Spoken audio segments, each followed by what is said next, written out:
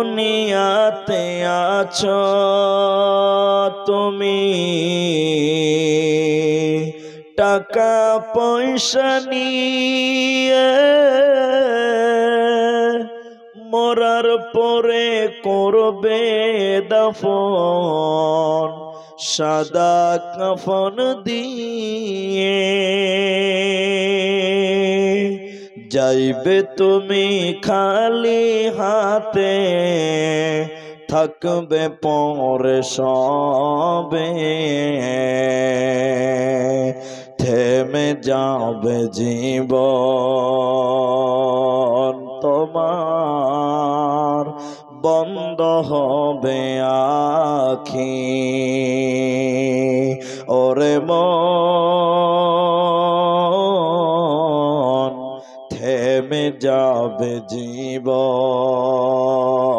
তোমার, বন্ধ হবে আখি।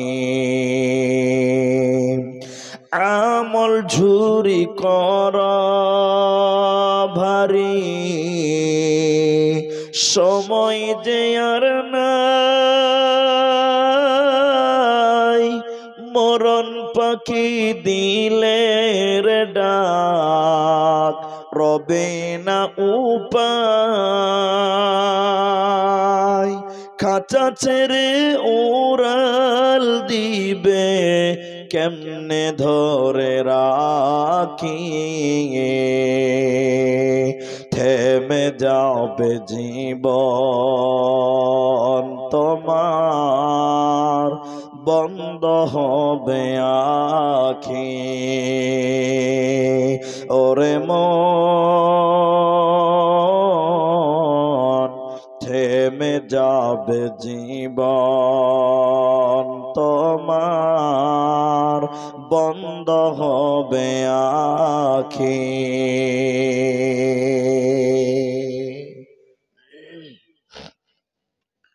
উপস্থিত চলমান সভার যোগ্যতম সভাপতি, স্টেজে ওলামায়ে কেরাম, অতিথিবৃন্দ,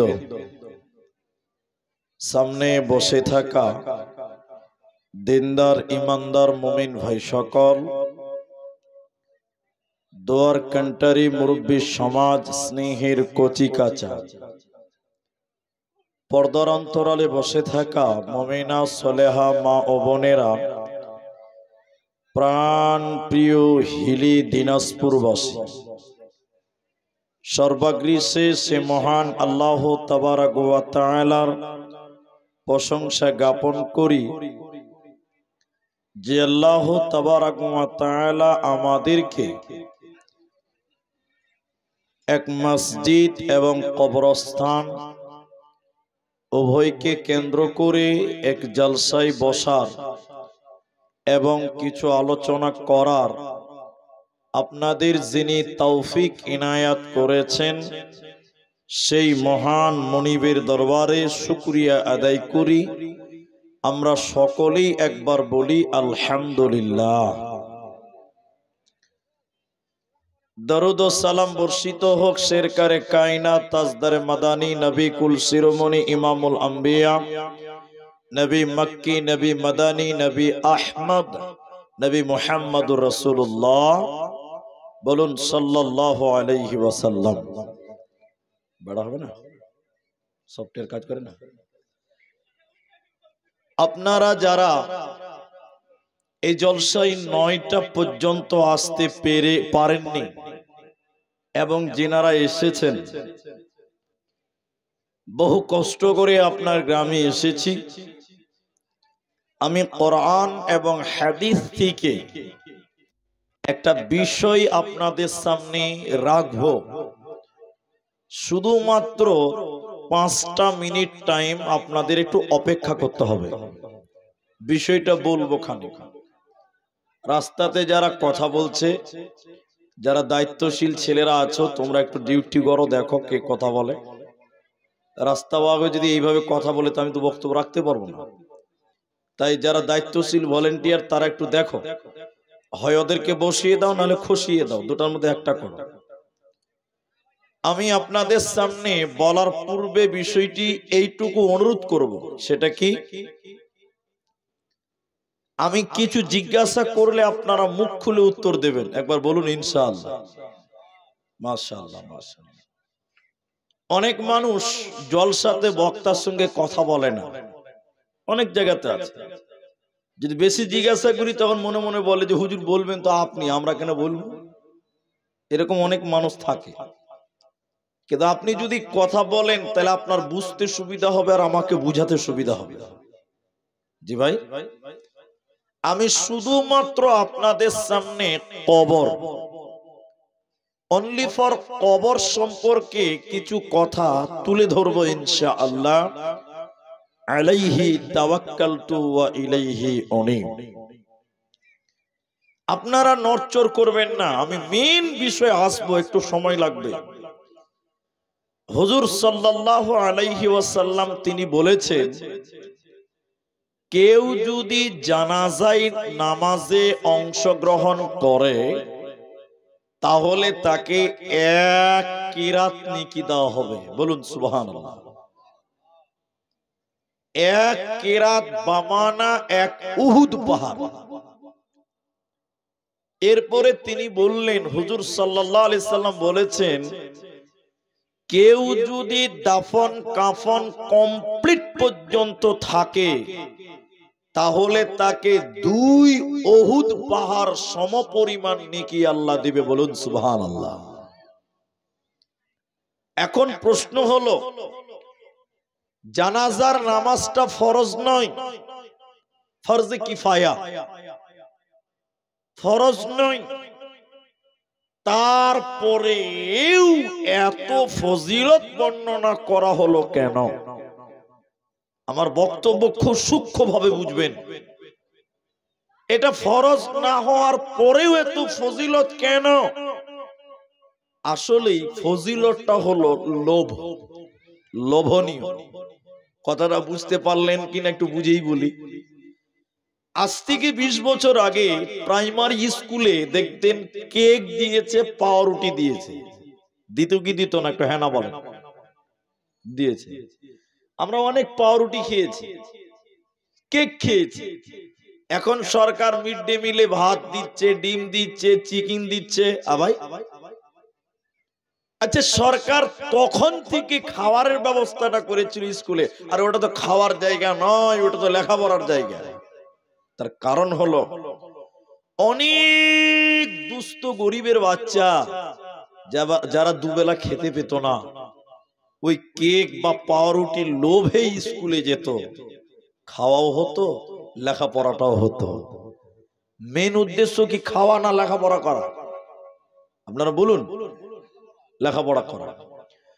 আমাদের নবী তিনি জানাজার এত ফজিলত বললেন এজন্যই যে তোমরা জানাজার কাছে যাও, কবরের কাছে যাও। কেন? কবর দেখলে, জানাজা দেখলে মানুষের ভিতরে আখিরাত স্মরণ হয়। ঠিক বাবা, হয় কি হয় না? জানাজায় যাবেন তো আপনার ভিতরে আল্লাহর ভয় ঢুকবে, ঢুকবে না গো? একটা মানুষ আপনার সামনে চলতে চলতে হঠাৎ মারা গেল, আপনি দেখলেন তাকে হাঁটতে চলতে মারা গেল। এই লোকের জানাজায় যখন আপনি যাবেন তখন আপনার বিবেক নাড়া দিবে, রে হতভাগা, একদিন তোমাকেও কেউ এইভাবে জানাজায় নিয়ে আসবে। এই দৃশ্যটা দেখানোর জন্যে, এই চিন্তা ভাবনাটা আপনার ভিতরে আনার জন্যেই নবীজি ফজিলত বর্ণনা করেছে, তোমরা জানাজায় যাও, তোমরা জানাজায় যাও। কেউ যদি জানাজায় যায় এক উহুদ পাহাড়ের নেকি পাবে। বলুন না সুবহানাল্লাহ। কথা কি বুঝতে পারলেন? একটু হ্যাঁ না বলেন। মাইয়াতের কি লাভ আছে? আপনি জানাজায় যাবেন, সব আপনার লাভ।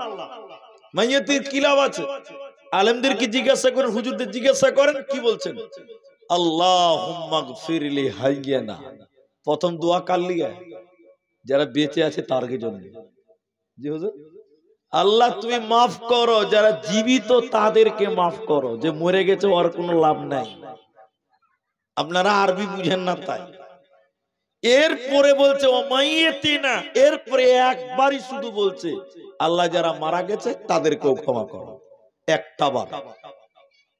ও শাহিদিনা, যারা উপস্থিত তাদেরকে তুমি ক্ষমা করো।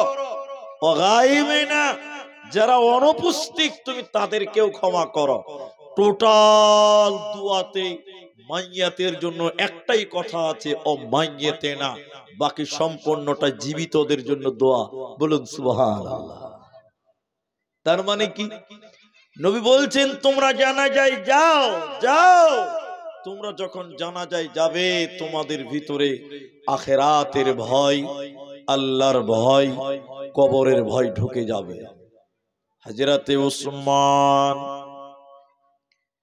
আমিরুল মুমিনিন উসমান যখন কবরের সামনে দাঁড়াতেন, এত ভয়, এত ভয় তার ভিতরে হতো, তিনি অঝর নয়নে কাঁদতেন। নবীজি বলছেন কাঁদতে কাঁদতে তার চোখের পানি যেন দাড়ি বেয়ে বেয়ে পড়তো। হযরতে উসমান কবর দেখলে অঝর নয়নে কাঁদতেন।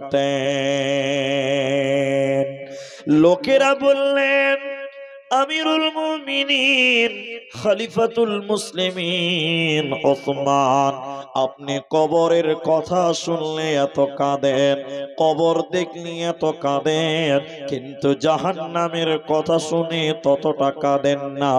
পুলসিরাতের কথা শুনে আপনি ততটা কাঁদেন না, আপনি কিয়ামতের কথা শুনেও এত কাঁদেন না, কিন্তু কবর দেখলে অঝর নয়নে কাঁদছেন কেন?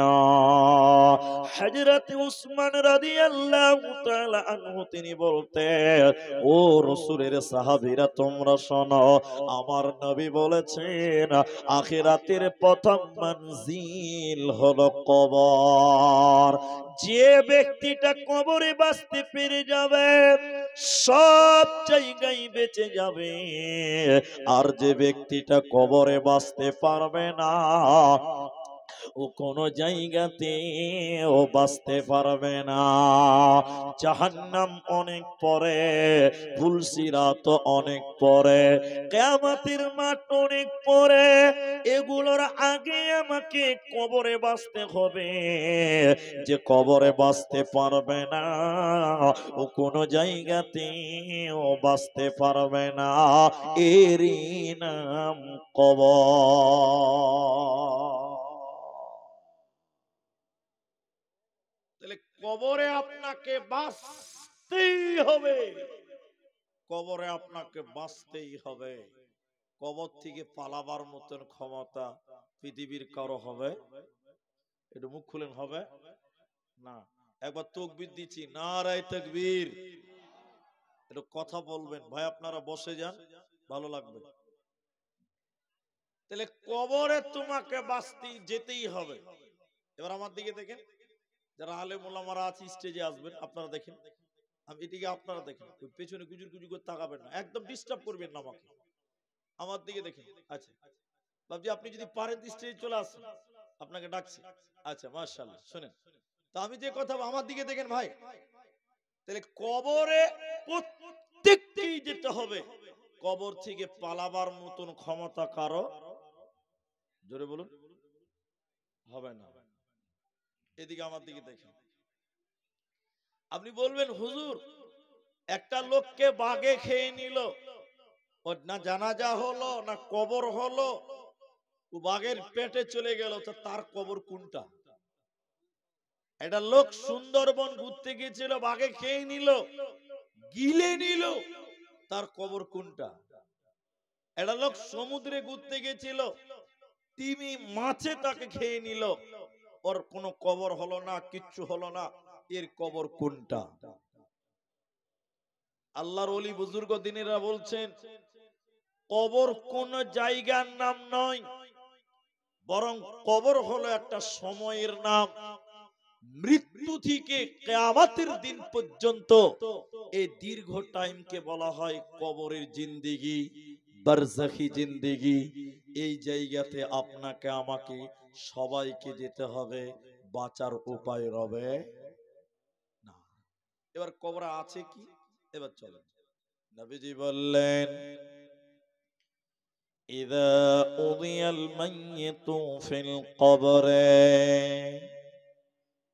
আতাহু মালাকানি ফায়াকুলানি মান রাব্বুকা মা দীনুকা ওয়া মান নাবিয়্যুকা।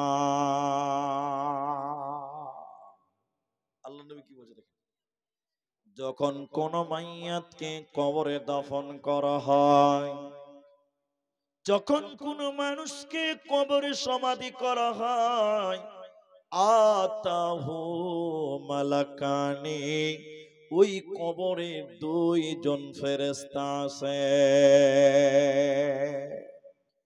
ওই দুইজন ফেরেশতা আপনার আমার মতন সাধারণ মানুষদের মতন নয়। ওই দুইজন চেহারা আপনার আমার মতন দেখতে নয়।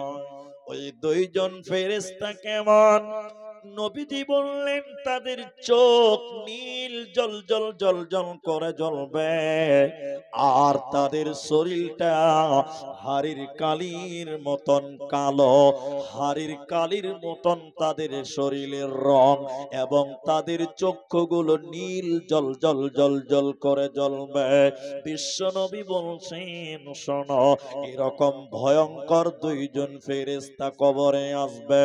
এসে তারা বলেন, ফায়াকুলানি, তারা দুইজন একসঙ্গে বলে, বলো বলো বলো, মান রব্বুকা মা দীনুকা ওয়া মান নাবিয়্যুকা।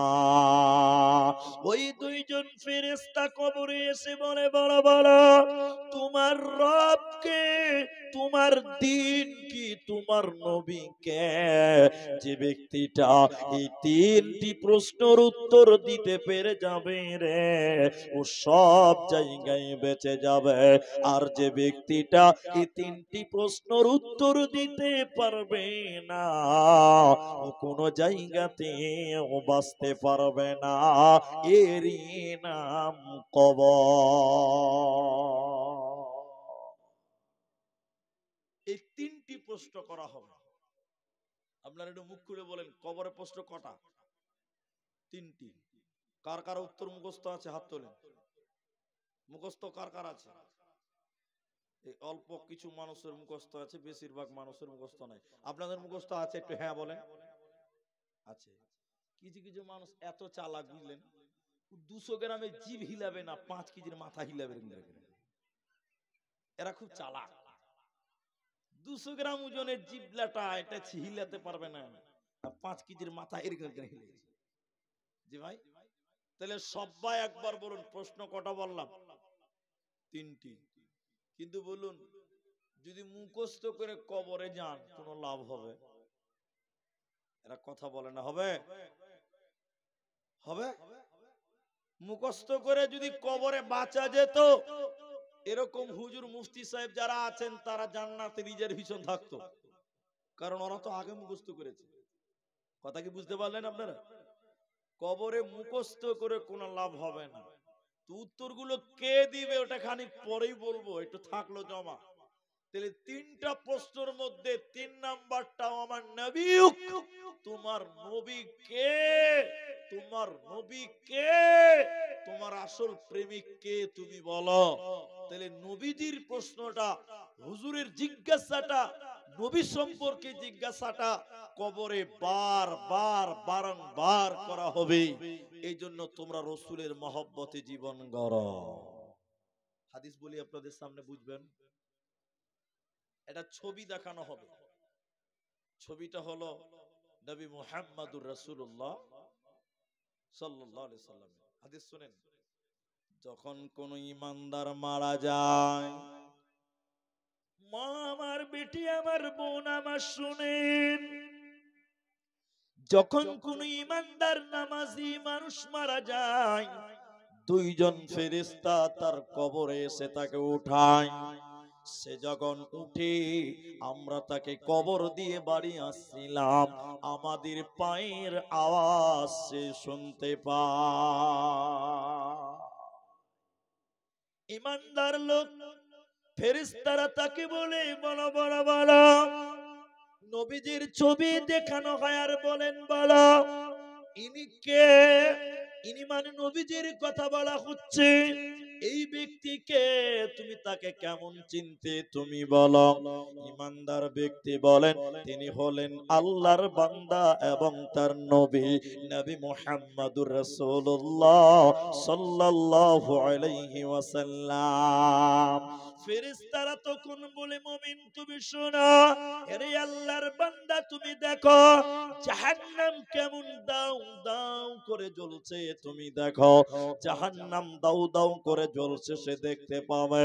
এরপরে ফেরেশতারা জাহান্নামকে সরিয়ে দিয়ে ওই জায়গাতে জান্নাতে নিয়ে আসবেন, আর ইমানদার লোককে বলবেন, বান্দা শোনো, তোমার জন্য জাহান্নাম ছিল, যখন তুমি নবীজির নাম বলতে পেরেছো, রাসূলের পরিচয় তুমি বলতে পেরে গেলে, আল্লাহ তোমার জাহান্নাম সরিয়ে দিয়ে তোমার জন্য জান্নাত রেখেছে, তুমি জান্নাতে যাবে, তোমার কোনো চিন্তা রবে না, রবে না, রবে না।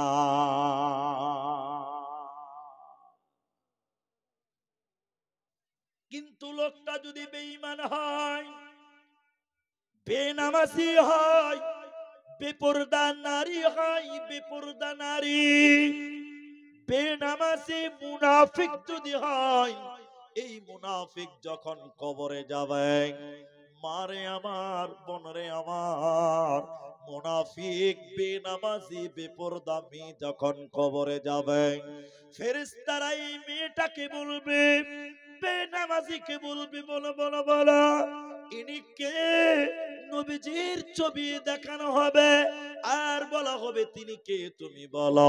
বেঈমানেরা বলবে, বেনামাজি বেপরদা নারীরা বলবে, আমি জানি না, লা আদরি, আমরা তাকে চিনি না, আমি নবী চিনতাম না, জানতাম না। ফেরেশতারা বলবেন, কেন কেন তুমি নবীজিকে চিনতে পারলে না? তুমি তো বিবেকহীন ছিলে না, তুমি তো পাগল ছিলে না, দুনিয়াতে রাজনীতি বুঝেছিলা, সংসার বুঝেছিলা, দুনিয়াতে তুমি বিজনেস বুঝেছিলা, তুমি দুনিয়া বুঝেছিলা, তাহলে কেন নবীকে তুমি চিনতে পারলে না? এই প্রশ্ন প্রথম নম্বর হবে। দ্বিতীয় নম্বর, ফেরেশতারা বলবে, নাফরমানের দল, এর কাফের বেনামাজির দল, তোরা বল তুমি কোরআন ঘেটে কেন নবী চিনতে পারলে না? কোরআন ঘেটে কেন নবীজির পরিচয় তুমি জানতে পারলে না? বলো, কোরআনে নবীজির কথা ছিল, কেন তুমি কোরআন পড়লে না? এরপরে বেঈমান গুলোকে ফেরেশতারা লোহার বড় বড় হাতুড়ি নিবে, লোহার ডান্ডা নিবে, লোহার মুকুট নিবে, লোহার ডান্ডা দিয়ে বেনামাজি গুলোকে কবরে পিটানো হবে, লোহার হাতুড়ি দিয়ে বেনামাজি গুলোকে মারা হবে। ওরা এত জোরে চিল্লাবে বন্ধুরে, এত জোরে কান্না করবে, ওর কান্নার আওয়াজ তামাম পৃথিবী শুনতে পাবে। নবীজি বললেন, শুনতে পাবে না মানুষ এবং জিন। বেনামাজি গুলোকে কবরে পিটানো হবে, লোহা দিয়ে তাদের মারা হবে, ওরা গাধার মতন চিল্লাবে, ওদের কবরে কোনো বাঁচার উপায় রবে না, রবে না। কবর কবর কবর হায়রে, কবর গাহের মাটি,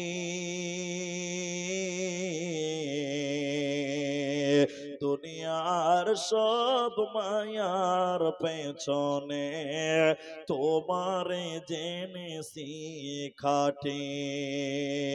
কবর কবর কবর হায়রে, কবর গাহের খাট, না জানি কখন আসিয়া যাবে হায় সে অজানা দেশের ডাক। রবে না সেদিন পিতার আদর, মাতার স্নেহের কোল, বন্ধু সকলে ব্যথা অনুভূতি, শিশুদের কলরল। কবর কবর কবর হায়রে, কবর গাহের মাটি,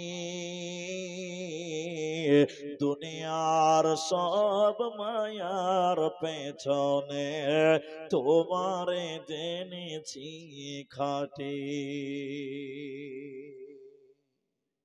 তাই কবরে নবীজির প্রশ্ন বারবার করা হবে। এই জন্য আমরা সবাই নবীকে আপন করব, মহাব্বত করব, ভালোবাসবো। বলুন ইনশাআল্লাহ। পরকালে নাজাত পাবেন। তাহলে কবরে আযাব হয়। কে পাবে আযাব? কার শাস্তি হবে? যে নবীর নাম কবরে বলতে পারে না। হাদিস শোনাবো আপনাকে, আর একটু ধৈর্য ধরেন ভাইজান। এখানে একটু পানির ব্যবস্থা করতে হবে।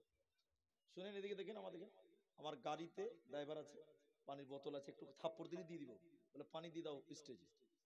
তো শুনেন, আমি আপনাকে যেটা ভালোবাসি সেটা তাই বলি। আমরা সবাই নবীকে মহব্বত করব। বলুন একবার ইনশাআল্লাহ। নবীকে ভালোবাসলে লাভ হবে কি হবে না? সবাই বলুন হবে ইনশাআল্লাহ। হাদিস শোনাবো আরেকটা।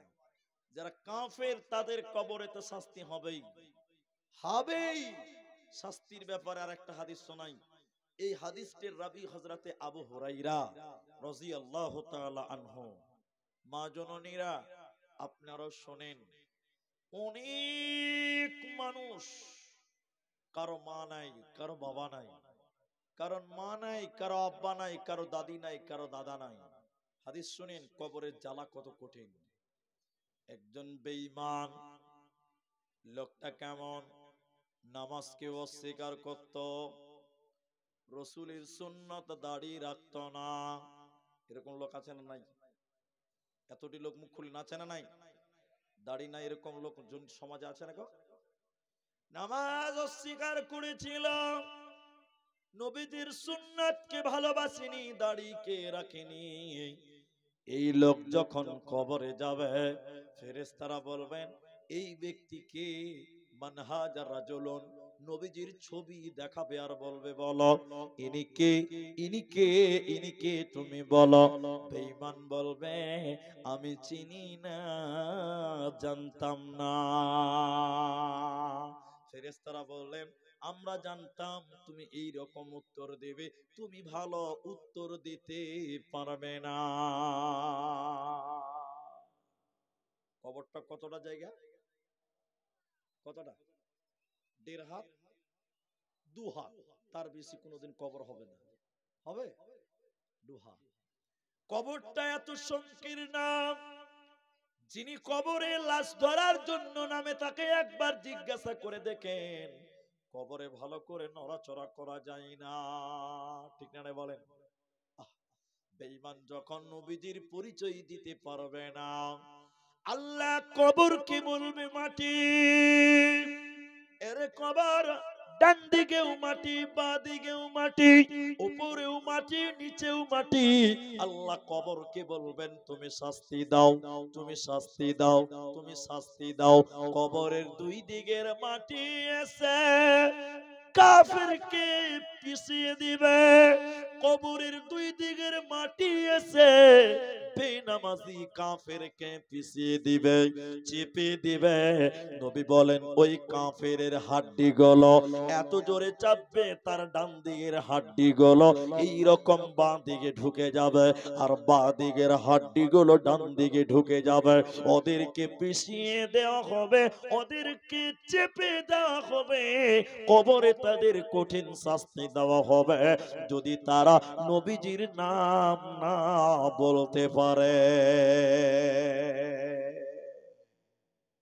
আর তার কবরের সামনে তার জাহান্নামের গেটটা খুলে দেখিয়ে দেওয়া হবে। বলুন একবার নাউজুবিল্লাহ। জাহান্নাম সে দেখতে পাবে কবর থেকে, আর বলা হবে এটাই তোমার জায়গা, তুমি এই জায়গার জন্য অপেক্ষা করো, ওই জায়গায় তুমি যাবে।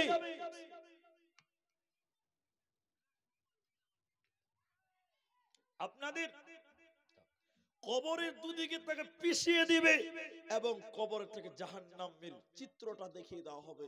সে কেঁপে কেঁপে উঠবে আর দেখবে কেঁপে কেঁপে উঠবে। কিন্তু লোকটা যদি নবীর প্রেমিক হয়, নবীকে ভালোবাসেন, নবীজির সুন্নতকে যদি মেনে চলে, বন্ধুরা ফেরেশতারা বলবেন তোমাদের মাঝে একজন নবী এসেছিল, ছবিটা দেখানো হবে, বলবে বলো বলো ইনি কে? লোকটা ঈমানদার, তিনি বলবেন তিনি হলেন আমাদের প্রিয় নবী, নবী মুহাম্মদুর রাসূলুল্লাহ, বলুন সাল্লাল্লাহু আলাইহি ওয়াসাল্লাম। আল্লাহর ফেরেশতারা তখন লোকটাকে বলবে তুমি ঘুমিয়ে যাও, তুমি ঘুমিয়ে যাও, তুমি ঘুমিয়ে যাও। লোকটা বলবে না আমি আমার পরিবারের কাছে যেতে চাই। ফেরেশতারা বলবে বাসুর ঘরের মতন তুমি ঘুমিয়ে যাও। ওর কবরে জান্নাত দেখানো হবে আর বলা হবে তোমার ঠিকানা জান্নাত। সে আনন্দিত হবে। অতএব যারা নবীকে ভালোবাসবে, রসুলের মহব্বত দুনিয়াতে নিবে, রসুলের মহব্বত দিলে রাখবে, এই লোক কবরে বলবে আমার নবী নবী মুহাম্মদুর রাসূলুল্লাহ সাল্লাল্লাহু আলাইহি ওয়াসাল্লাম। আমরা সবাই নবীকে ভালোবাসবো, আরেকবার বলুন ইনশাআল্লাহ। ভাইজান আপনারা অল্প মানুষ, এর চেয়ে অনেক বড় বড় প্রোগ্রাম আমরা দেখি। আপনাদেরকে শুধু সাক্ষী রেখে এটুকু বলবো, নবীকে যে মানবে না, রসুলের আদর্শ যে মানবে না, ও কবরে নবীজির পরিচয় দিতে পারবে না। দেখবেন আপনাকে কতগুলো শোনাবো। টোটাল জিন্দেগিটা রসুলের মহব্বতে তৈরি করুন। নবী যেটা ভালোবাসতেন সেটা আপনি ভালোবাসবেন, নবী যেটা পছন্দ করেছেন এটা আপনি পছন্দ করুন। দেখবেন মরার পর নবীর সঙ্গে আপনি জান্নাতি হবেন। বলুন সুবহানাল্লাহ। আপনি কি করেন?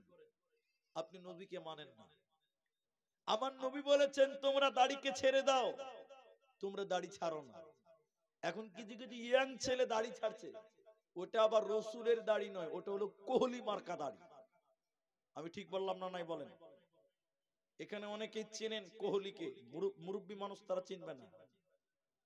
নবীর দাড়ি নয়, কোহলি মার্কা দাড়ি। আচ্ছা বলুন এই লোকটা কবরে নবীর নাম বলতে পারবে? তোমার নবী তোমাকে কত ভালোবাসতেন। আরে দয়ালো নবী প্রেমের ছবি আর আসবে না জগতে। বলুন একটু বলুন। দয়ালো নবী প্রেমের ছবি আর আসবে না জগতে। 63 সাল জিন্দেগি কান্দে বলে উম্মতি, 63 সাল জিন্দেগি কান্দে বলে উম্মতি, এখনো আছে শুয়ে মদিনাতে। হায়রে দয়ালো নবী প্রেমের ছবি আর আসবে না জগতে। হায়রে দয়ালো নবী প্রেমের ছবি আর আসবে না জগতে। হাসর দিনে উম্মত বিনে, হাসর দিনে উম্মত বিনে যাবে না নবীজি জান্নাতে। হায়রে দয়ালো নবী প্রেমের ছবি আর আসবে না জগতে। হায়রে দয়ালো নবী প্রেমের ছবি আর আসবে না জগতে। এবার চলেন কার কার কবরে শাস্তি হবে, কেন শাস্তি হবে, দুটি হাদিস আপনাদেরকে শুনতে হবে। বাবা আপনাদের কি বিরক্ত লাগছে? অসুবিধা নাই তো কোনো? হাদিস শুনুন, কবরে আযাব হয় কেন? নবীজি দুটি কবরের পাশ দিয়ে যাচ্ছিলেন, হঠাৎ করে তিনি দাঁড় হয়ে বললেন, এই কবরগুলোতে আযাব দেওয়া হচ্ছে, এই কবর দুটিতে শাস্তি হচ্ছে, আযাব দেওয়া হচ্ছে। নবী বললেন, হে লোক সকল, তোমরা কি জানো কেন এই কবরে আযাব দেওয়া হচ্ছে? লোকেরা বললেন, হুজুর কেন, কিসের কারণে আযাব দেওয়া হচ্ছে? নবীজি বললেন, আমি নবী আল্লাহ আমাকে জানাই, তোমাদের জানাই না। বড় কোনো পাপ নয়, বিরাট বড় অন্যায় নয়, দুটি ছোট ছোট পাপ করেছে, ওই পাপের কারণে দুনিয়াতে পাপ করেছিল, আজকে কবরে তাদের আযাব হয়। পাপ কয়টা? দুটো। এক নম্বর শুনেন, প্রথম নম্বর, হুজুর তিনি বলছেন, লোক সকল, এই লোকটা পেশাব করার পর পবিত্রতা অর্জন করত না। মানে পেশাব করার পর পানি নিত না, টিস্যু পেপার ইউজ করেনি, এক কথায় পেশাব করার পর পানি না নেওয়ার কারণে, পবিত্রতা অর্জন না করার কারণে এই লোকের কবরে আযাব হয়। আমার দিকে দেখেন, আমার দিকে দেখেন, এখন অনেক বেটা ছেলে আছে, আপনার দিনাজপুরে আছে, রাস্তা দিয়ে চলে, পেশাব যখন লাগে তখন কি করবে, পানির আবার গুষ্টি মারি নাকি ভাই, পানি দরকার নাই, রাস্তার ধারে দাঁড়িয়ে চেন খুলে দাঁড়িয়ে দাঁড়িয়ে মোটর চালু করে দিয়েছে। জি ভাই, এরকম ছেলে আপনাদের দিকে মনে হয় নাই? একটু হ্যাঁ না বলেন, আছে না নাই? পেশাব লেগেছে, পেশাব করতে গেলে পানি লাগবে, টিস্যু লাগবে, ঢেল লাগবে, কিছু তো দিতে হবে তোমাকে। পেশাব করার পর তুমি মুসলমান, নবী বলছেন কোন মুসলমান অপবিত্র নয়, আমরা মুসলমান পবিত্র। আমরা কি পবিত্র? তো তুমি পেশাব করে পানি নিবে না? আরে আব্দুর রহমানের ছেলে, মুসলমানের বাচ্চা, রাস্তায় দাঁড়াতে চলতে চলতে পেশাব লেগেছে, রাস্তা ধারে চেন খুলে একদম মোটর চালু করে দিয়েছে, না আছে বিসমিল্লাহ, না আছে আলহামদুলিল্লাহ, আছে দোয়া, না আছে কিছু, পানি নিল না। পেশাব করে কি নিতে হবে? পবিত্রতা অর্জন করতে হবে, যে কোনো মাধ্যমে হোক।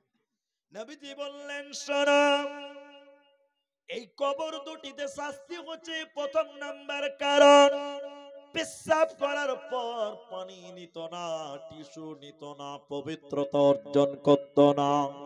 দ্বিতীয় নম্বর কারণ শুনে নাও, লোকটা চুগলখোর, গ্রামে ওর কথা এর কাছে বলতো, ঝামেলা লাগাতো, ওর কথা এর কাছে বলে দ্বন্দ্ব লাগাতো।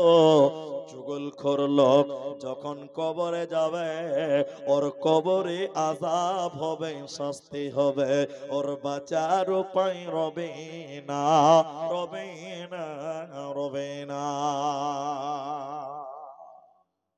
চুগলখোর আছে না নাই? এখানে স্থগিত করে আরেকটা হাদিস বলবো, এবার মা জননীদেরকে বলবো, আমার বোনেরা, বেটিরা, খালারা, বহু কষ্ট করে আপনার গ্রামে এসেছে, আপনি শুনেন। নবীজির স্ত্রী আম্মাজান আয়েশা রাদিয়াল্লাহু আনহা, তিনি বসে আছেন, একটা ইহুদি মেয়ে এলো, মেয়েটা মুসলিম নয়, মেয়েটা ইহুদি। ওই মেয়েটা নবীর বিবি আয়েশার কাছে এসে বসলে। দুটি মেয়ে যখন এক জায়গায় হয় তখন কি হয় বলুন তো? গল্প হয়, গল্প হয়। জি ভাই, গল্প হয় না? এদিকের লোক খুব ভালো ভাই, কতবার বললাম যে রাস্তাটা ফাঁকা রাখেন, আমার কানে যেন কোনো আওয়াজ না আসে, কোনো ভদ্রতা নেই। আর ভলেন্টিয়ার যারা আছেন তাদেরকে বলছে লাঠি দিয়ে ভলেন্টিয়ারি করতে হবে, লাঠি দিয়ে, মুখে কাজ না হলে লাঠি দিয়ে কাজ করতে হয়। দেখছেন কত চিল্লেছে, এদের আদব আছে, এরা মুসলমানের ছেলে, ছি ছি ছি ছি, আল্লাহ। তা আমি যে কথা আপনাদেরকে বলছি, আমার দিকে টেনশন হন। তো ইহুদি মেয়েটা আয়েশার কাছে এসে বসলেন, এটা ইসলামের শুরুর কথা। মেয়েটা গল্প শুরু করেছে, কিসের গল্প? কবরের গল্প। এটা বুখারী শরীফের হাদিস। ও আমার মা, ও আমার বোন, কান করে শুনেন। কবরের গল্প ধরেছেন ইহুদি মেয়েটা। আম্মাজান আয়েশা বড় বড় করে দেখছে, কারণ আম্মাজান আয়েশা বলছেন আমার জানাই ছিল না যে কবরেও আযাব হয়। এটি ইসলামের শুরুর কথা। মেয়েটা শেষের বেলায় বলল, আয়েশা, আল্লাহ যেন তোমাকে কবরের আযাব থেকে মাফ করে দেয়। আম্মা জান আয়েশা বলেন, আমি অবাক হয়ে গেলাম, কবরের ভিতরেও কি আযাব হবে? অবাক হয়ে গেলাম।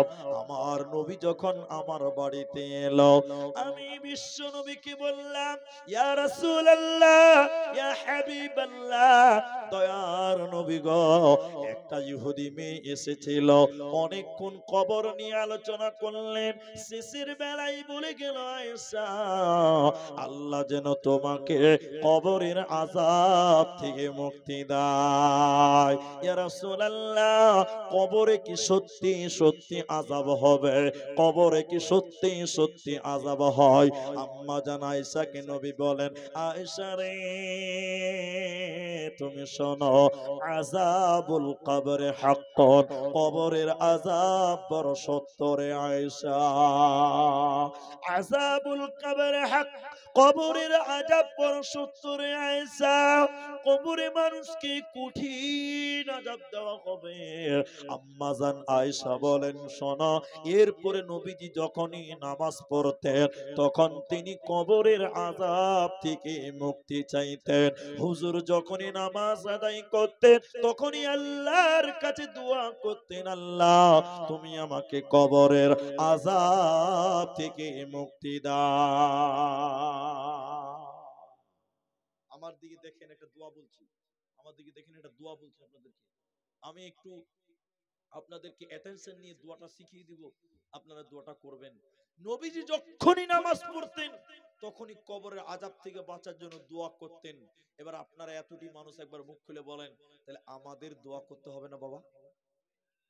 হুজুর যদি কবরের শাস্তি থেকে বাঁচার জন্য দোয়া চাইতে পারে, আমরা তো গুনাহগার, আমরা তো পাপী মানুষ, তাহলে আমাদেরকে দোয়া করতে হবে।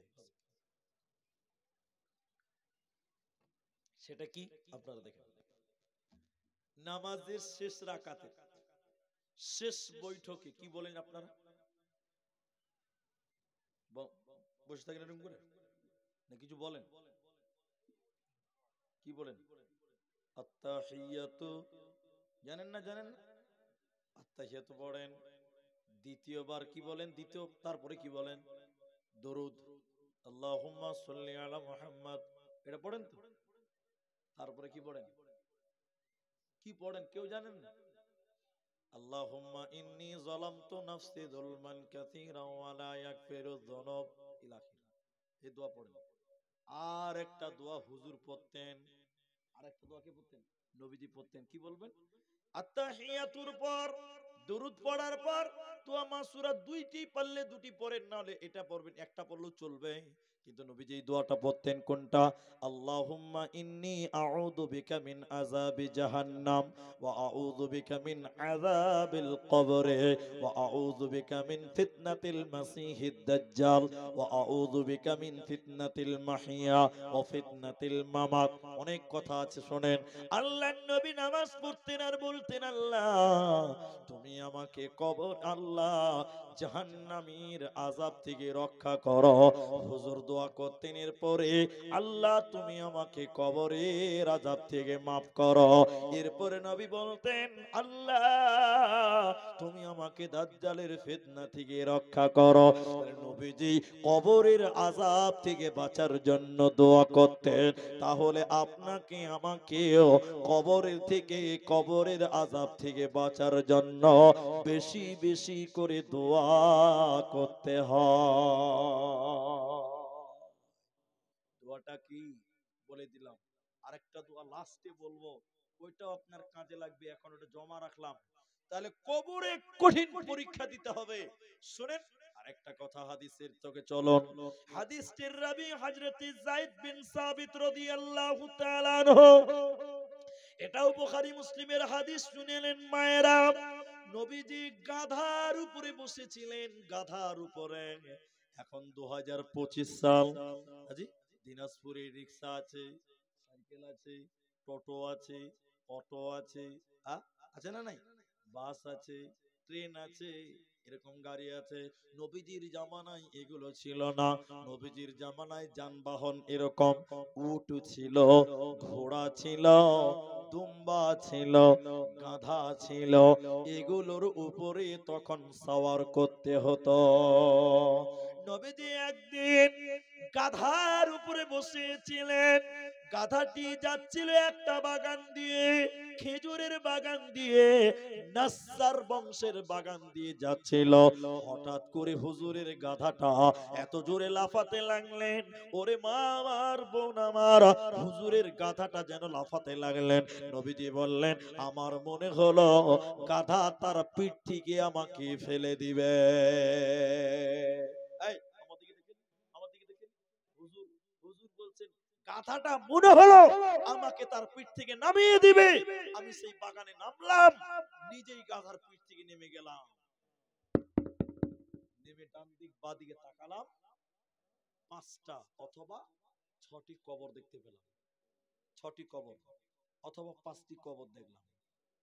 কবর দেখে গাধা লাফাতে লাগলেন, গাধা লাফাতে লাগলেন, গাধা লাফাতে লাগলেন। আমি বিশ্ব নবী তখন ওখানকার লোকদেরকে বললাম, হে লোক সকল, তোমরা বলো যারা এই কবরে আছে তারা কেমন মানুষ ছিল, ইমানদার ছিল না বেঈমান ছিল? ওখানকার একজন বলছেন, হুজুর এরা সবাই মুশরিক অবস্থায় মারা গেছে। এরা কেউ মুমিন ছিল না, এরা কেউ ইমানদার ছিল না, মুশরিক অবস্থায় তারা মারা গেছে। আল্লাহর নবী আবার কন্দনরত হয়ে দোয়া করতে বললেন। নবীজি বললেন, উম্মত, আমাকে আল্লাহ জানাই মানুষকে কঠিন পরীক্ষায় কবরে ফেলা হয়। আমার মনে মনে নিয়ত করি আমি যে আল্লাহ তুমি আমার উম্মতকে কবরের আযাব শুনিয়ে দাও, এটা আমার মন চাই। কিন্তু আমি দোয়া করি না কেন, মানুষ যদি কবরের আযাব শুনতে পায়, মানুষ তার নিজের বাবাকে কেউ কবর দিবে না। মানুষ যদি কবরের আযাব শুনতে পায়, মানুষ নিজের মাকে কবর দিত না, ভয়ে কবর দেওয়া ছেড়ে দিত। নবীজি বললেন, শোনে না, আমার মনে হয় আমি দোয়া করে দিই, আল্লাহ তুমি উম্মতকে কবরের আযাব শুনিয়ে দাও। কিন্তু মানুষেরা ভয় পেয়ে যাবে, ভয় পেয়ে কবর ছেড়ে দিবে, কবর দিবে না। এর জন্য দোয়া করলাম না। নবীজি কানতে কানতে 3টি দোয়ার কথা বললেন। লোক সকল, তোমরা আল্লাহর কাছে দোয়া করো, আল্লাহ যেন তোমাদের কবরের আযাব থেকে মাফ করে দেয়। সাহাবীরা বলতে লাগলেন, আল্লাহ তুমি কবরের আযাব থেকে আমাদেরকে মাফ করে দাও। নবীজি বললেন, লোক সকল, তোমরা আল্লাহর কাছে দোয়া করো, আল্লাহ যেন তোমাদের জাহান্নাম থেকে পরিত্রাণ দেয়। সাহাবীরা দোয়া করতে লাগলেন, আল্লাহ তুমি জাহান্নাম থেকে পরিত্রাণ দাও। এরপর নবীদের দাজ্জালের ফিতনা থেকে বাঁচার জন্য দোয়া করতে বললেন।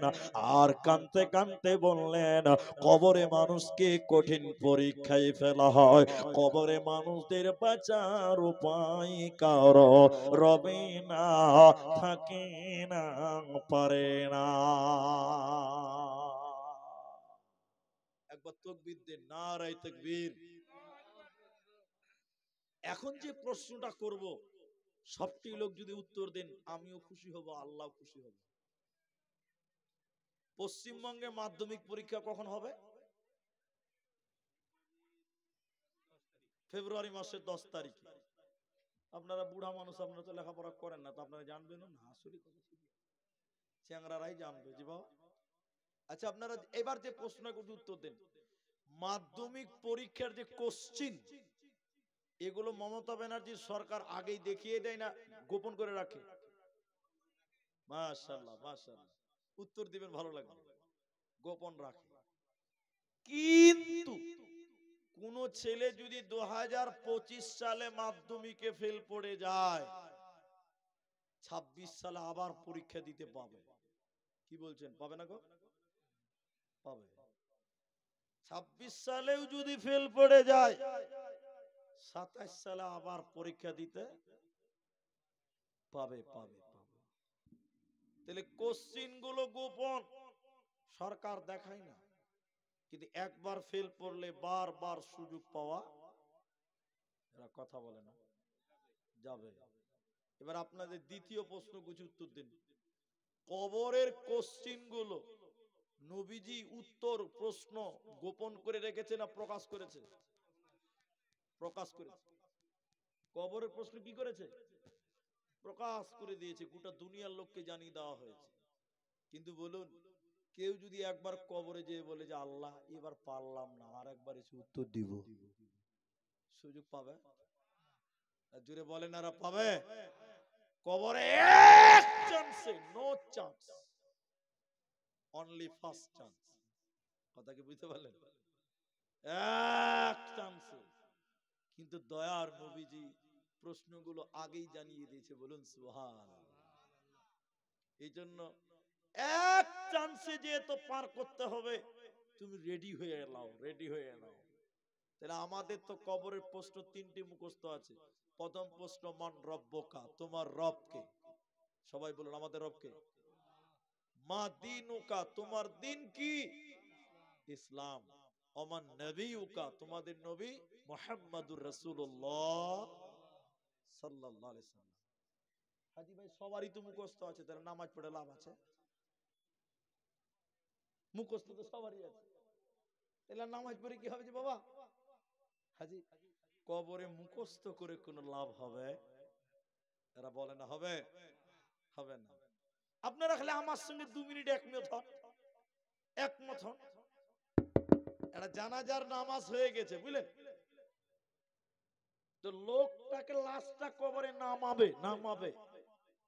এমন সময় একটা বড় মুলবি সাহেব এলো, মুলবি সাহেব বড় হুজুর, খাতা কলম নিয়ে বসলো, বুঝলেন, লিখতে লেগেছে। আমার দিকে দেখেন, মান রব্বুকা, রাব্বি আল্লাহ, মা দীনুকা, দীনুল ইসলাম, আমার নবিয়ুকা, নবী মুহাম্মদ সাল্লাল্লাহু আলাইহি ওয়াসাল্লাম। লিখলো খাতাতে। যে মরে গেছে ওর ছেলেকে খাতাটা দিয়ে বলছে, বাবা 5000 টাকা দাও। 5000 টাকা দিয়েছে, পকেটে ভরে নিয়েছে। বলছি কি করবো হুজুর কাগজটা? কাগজটা কবরে দিয়ে দাও, তোমার আব্বাকে রেখে দাও কবরে। কি হবে কাগজের পাওয়ার কি?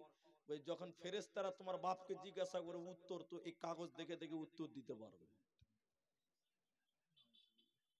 তাহলে বলুন, নামাজ পড়ে কোনো লাভ আছে? সবটি লোক বলুন, হবে? নামাজ পড়ে কোনো লাভ হবে? যদি কাগজ দেখে পার পাওয়া যেত, তাহলে আমরা মুলবিরা নামাজ পড়ে কি করতাম? আমরা তো বড় বড় করে লিখতাম আগে আগে, নাকি বলছেন আপনারা? তাহলে কবরে লেখে নিয়ে গিয়েও কোনো লাভ হবে? সবাই বলুন না বাবা, হবে? আর মুখস্থ করে গেলে তো লাভ হবে? হবে না। তাহলে কবর কি লাগবে? একটা হলো ঈমান, আর একটা আমল। একটা ঈমান আর একটা আমল।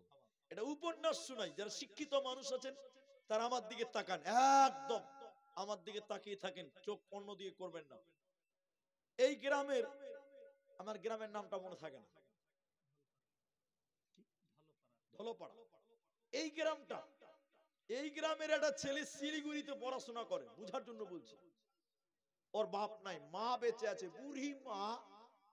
ওর মা কোরআন বুঝে না, হাদিস বুঝে না, শরীয়ত বুঝে না, কিচ্ছু বুঝে না। কিন্তু ওর বুড়ি মা শুধু কবরটা বুঝে। কি বুঝে বললাম? কবর। বলবেন আপনারা? আরে বাংলাদেশের আমাদের বক্তব্য শুনছেন, শ্রোতারা অর্ধেক বলবে। এবার ছেলে তো শিলিগুড়িতে পড়ে, নামাজ পড়ে না, নাস্তিক। সকালবেলা মায়ের কাছে এসে নাস্তা করতে গেছে, তো মা বলছে, বেটা ফজরের নামাজ পড়লি বাপ? ছেলে বলছে, মা নামাজ পড়ে কি হবে? তার মা বলছে, বেটা কবরে কি উত্তর দিবি রে বাপ? মানে ওর মা কবর ছাড়া কিছু বুঝে না। আবার দুপুরে ভাত খেতে গেছে ছেলে, মা বলছে, বেটা জোহরের নামাজ পড়লে বাপ? বলছে, মা জোহরের নামাজ পড়ে আবার কি হবে?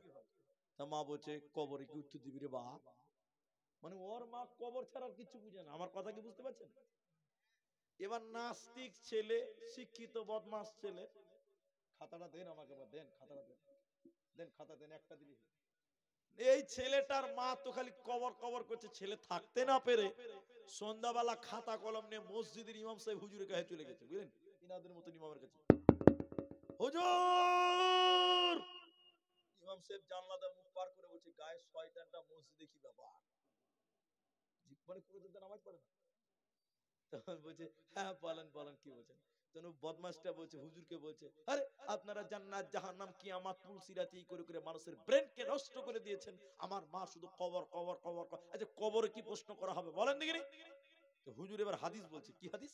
ইদা উজিয়াল মাইয়িতু ফিল কবরে, মাইয়াতকে যখন কবরে রাখা হবে তিনটি প্রশ্ন করা হবে। প্রথম প্রশ্ন, বলে থামেন আমি লিখবো যে।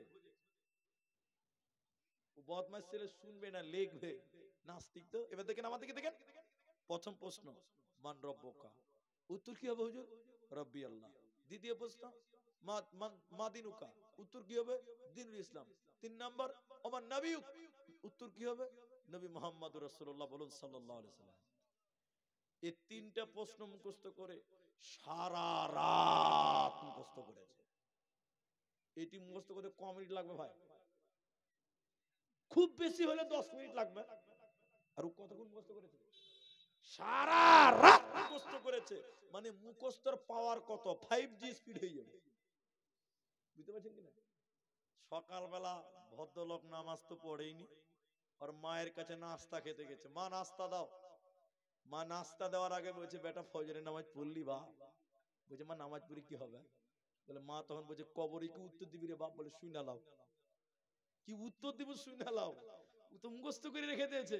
এবার বলছে, মা তিনটি প্রশ্ন হবে, রব্বি আল্লাহ, বলবো আল্লাহ।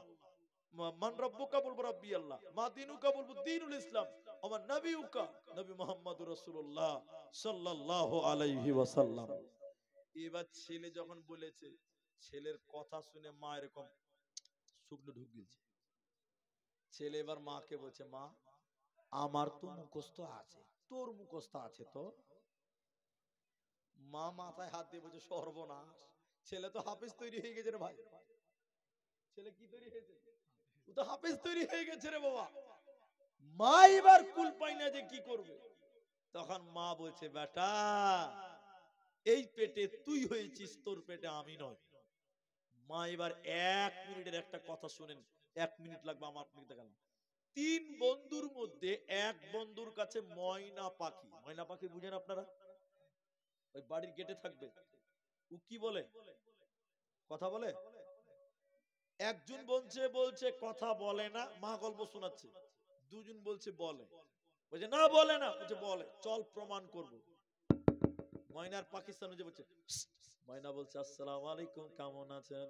ওই এদের কথা বলছে তো, থাম, আমার পালা আছে।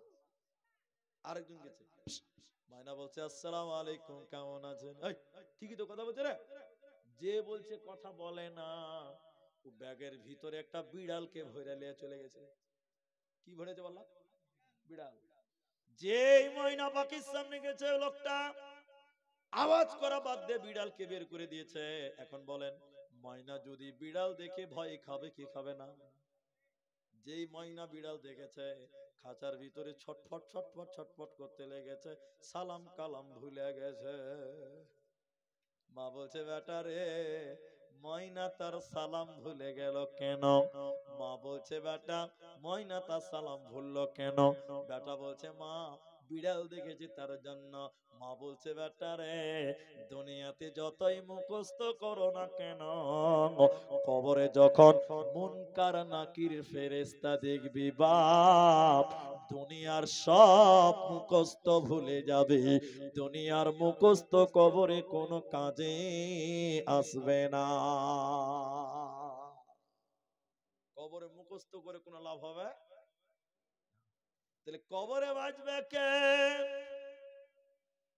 কবরে বাঁচবে কে? কবর কি জটিল জায়গা।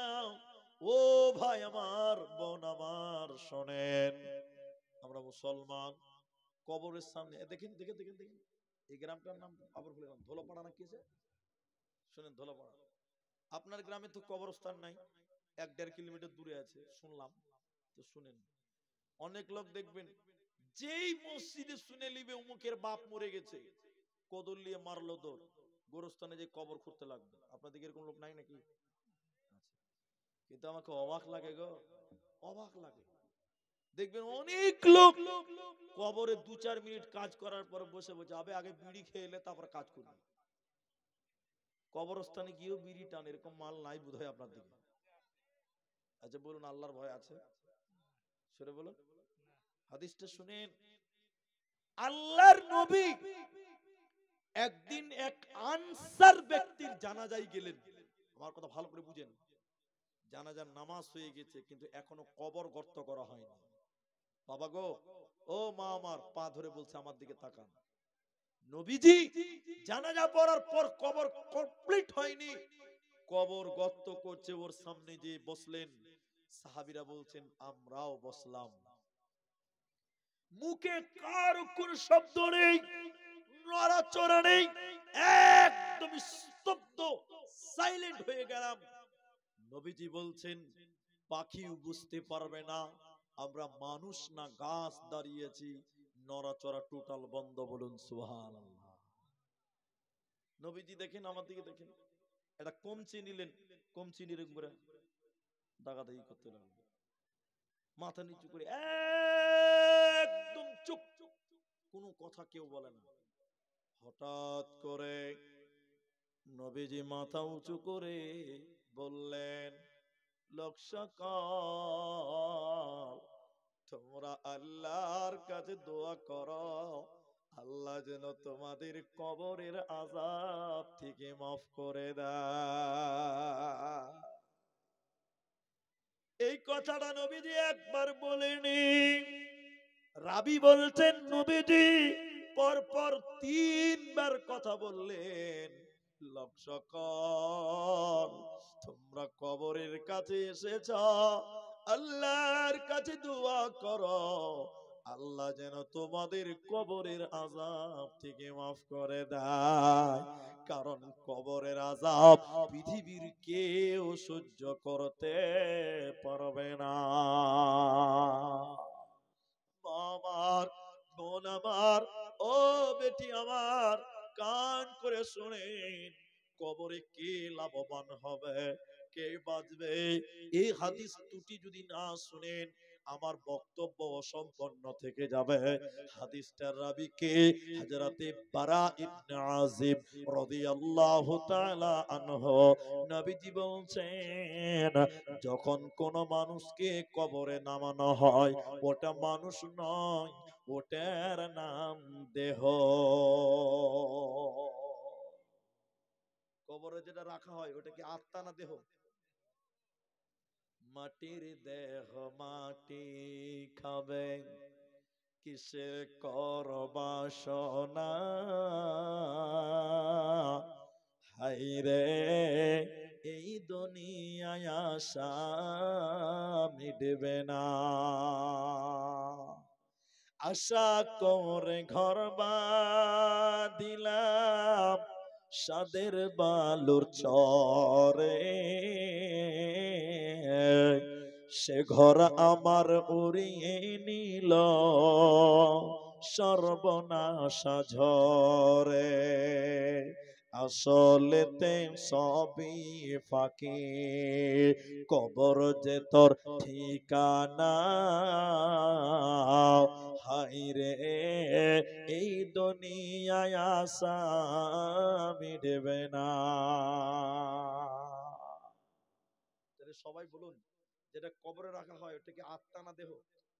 দেহ। কেন বলুন তো? আত্মা আগেই আল্লাহর কাছে পৌঁছেছে আজরাইল, ঠিক না নাই বলুন? শুনেন আমার দিকে দেখেন, নবীজি বলেন যখন কোন বডি কবরে রাখা হয় দুটি ফেরেশতা কবরে এসে আল্লাহর কাছ থেকে আত্মা নিয়ে তার ভিতরে ভরে দেয়। এবার হলো তিনি মানুষ। এতক্ষণ ছিল কি? দেহ, বডি।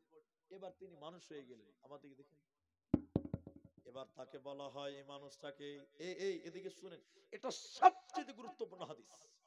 বলা হয় তোমাদের মাঝে একজন নবী পাঠানো হয়েছিল, তোমাদের মধ্যে একজন রসুল পাঠানো হয়েছিল, তিনি কে? লোকটা বলেন তিনি হলেন নবী মুহাম্মদুর রাসূলুল্লাহ সাল্লাল্লাহু আলাইহি ওয়াসাল্লাম। আবার তাকে জিজ্ঞাসা করা হয়, কি করে তুমি বললে বলো, কি করে তুমি জানলে তুমি বলো। লোকটা বলে আমি জানি। কি করে জানো? বলছে কোরআন ঘেটে দেখেছিলাম, জেনেছিলাম, মেনেছিলাম, বিশ্বাস করেছিলাম তিনি হলেন আমাদের প্রিয় নবী।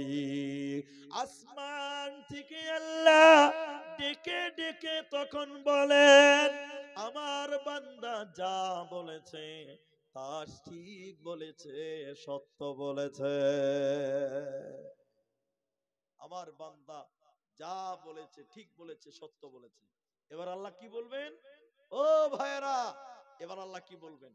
আমার আল্লাহ বলেন, হে ফেরেশতারা, এই লোকের কবরে তুমি জান্নাতের বিছানা বিছিয়ে দাও। বলুন সুবহানাল্লাহ। কার বিছানা বিছানা হবে? জান্নাতের বিছানা বিছানা হবে। এরপরে আবার আল্লাহ বলেন, হে ফেরেশতারা, আমার বান্দা সাদা কাফন পরে আছে, আমার বান্দাকে জান্নাতের পোশাক পরিয়ে দাও। সঙ্গে সঙ্গে জান্নাতের পোশাক পরানো হবে। বলুন সুবহানাল্লাহ। জান্নাতের পোশাক আর জান্নাতের বিছানা কবরে বিছিয়ে দেওয়া হবে। যদি নবীর নাম বলতে পারেন, বলবেন না সুবহানাল্লাহ? এরপর ওর জান্নাতের গেট খুলে দেওয়া হবে তার কবরে। দেখেছে আরো আনন্দিত হবে। আরেকবার বলুন সুবহানাল্লাহ। এদিকে দেখেন, নড়চড় করবে না। এই তালবির আমার দিকে দেখেন। এবার দেখেন, এটা সুন্দর চেহারা, এত সুন্দর তার সূরাত, এত সুন্দর তার চেহারা। এরকম সুন্দর একজন ব্যক্তি এসে ওই কবরে বলবেন, এই এই এই এই সুসংবাদ গ্রহণ করো, সুসংবাদ গ্রহণ করো, আমি সুসংবাদ দাতা। কবরের লোকটা বলবেন, তুমি কে? এত সুন্দর তুমি সুসংবাদ দিবে, তুমি কে? শুনলেন উত্তরটা, অবাক হবেন, ঈমান বাড়বে। ওই সুন্দর লোকটা বলবে, আমি তোমার দুনিয়ার নেক আমল, যা তুমি নামাজ পড়েছো, দান করেছো, রোজা করেছো, আমি তোমার নেক আমল আজকে তোমার সঙ্গী হয়ে গেলাম। বলুন সুবহানাল্লাহ। আপনি কি ভাবছেন? কবরে আপনার সঙ্গে হবে এই দুনিয়ার আমাল। শেষের বেলায় বলি, তাহলে উত্তর কে দিবে? আমার রবকে। অনেকক্ষণ থেকে আলোচনা হচ্ছে, তাহলে তিনটি প্রশ্ন। প্রথম প্রশ্ন, তোমার রবকে। রবের প্রশ্ন করবেন আল্লাহ আগে কেন? এদিকে দেখেন, যেদিন আল্লাহ আমাদেরকে জান্নাতের ভিতরে আদম আমাদের আব্বাকে বানানোর পর ওর পিঠের উপরে আত্মা রেখেছিলেন, কোটি কোটি বিলিয়ন মিলিয়ন কিয়ামত পর্যন্ত যত মানুষ আসবে সমস্ত রূহকে আল্লাহ হাজির করলেন। হাজির করে আদমের পিঠে এরকম হাত রেখে বলেছিলেন, আলাস্তু বিরাব্বিকুম, আমি কি তোমাদের প্রভু নয়? সেদিন আমরা সবাই বলেছিলাম, ক্বালু বালা, অবশ্যই আপনি আমাদের রব, অবশ্যই আপনি আমাদের আল্লাহ। আল্লাহ বলছেন, সেদিন জান্নাতে তোমরা বলেছিলে তোমাদের রব আমি আল্লাহ। কবরে আবার প্রথম প্রশ্ন হলো, মান রাব্বুকা? আল্লাহ বলতে চাইছে, জান্নাতে বলেছিলে আমি আল্লাহ তোমাদের রব, দুনিয়াতে কতটা মেনেছো?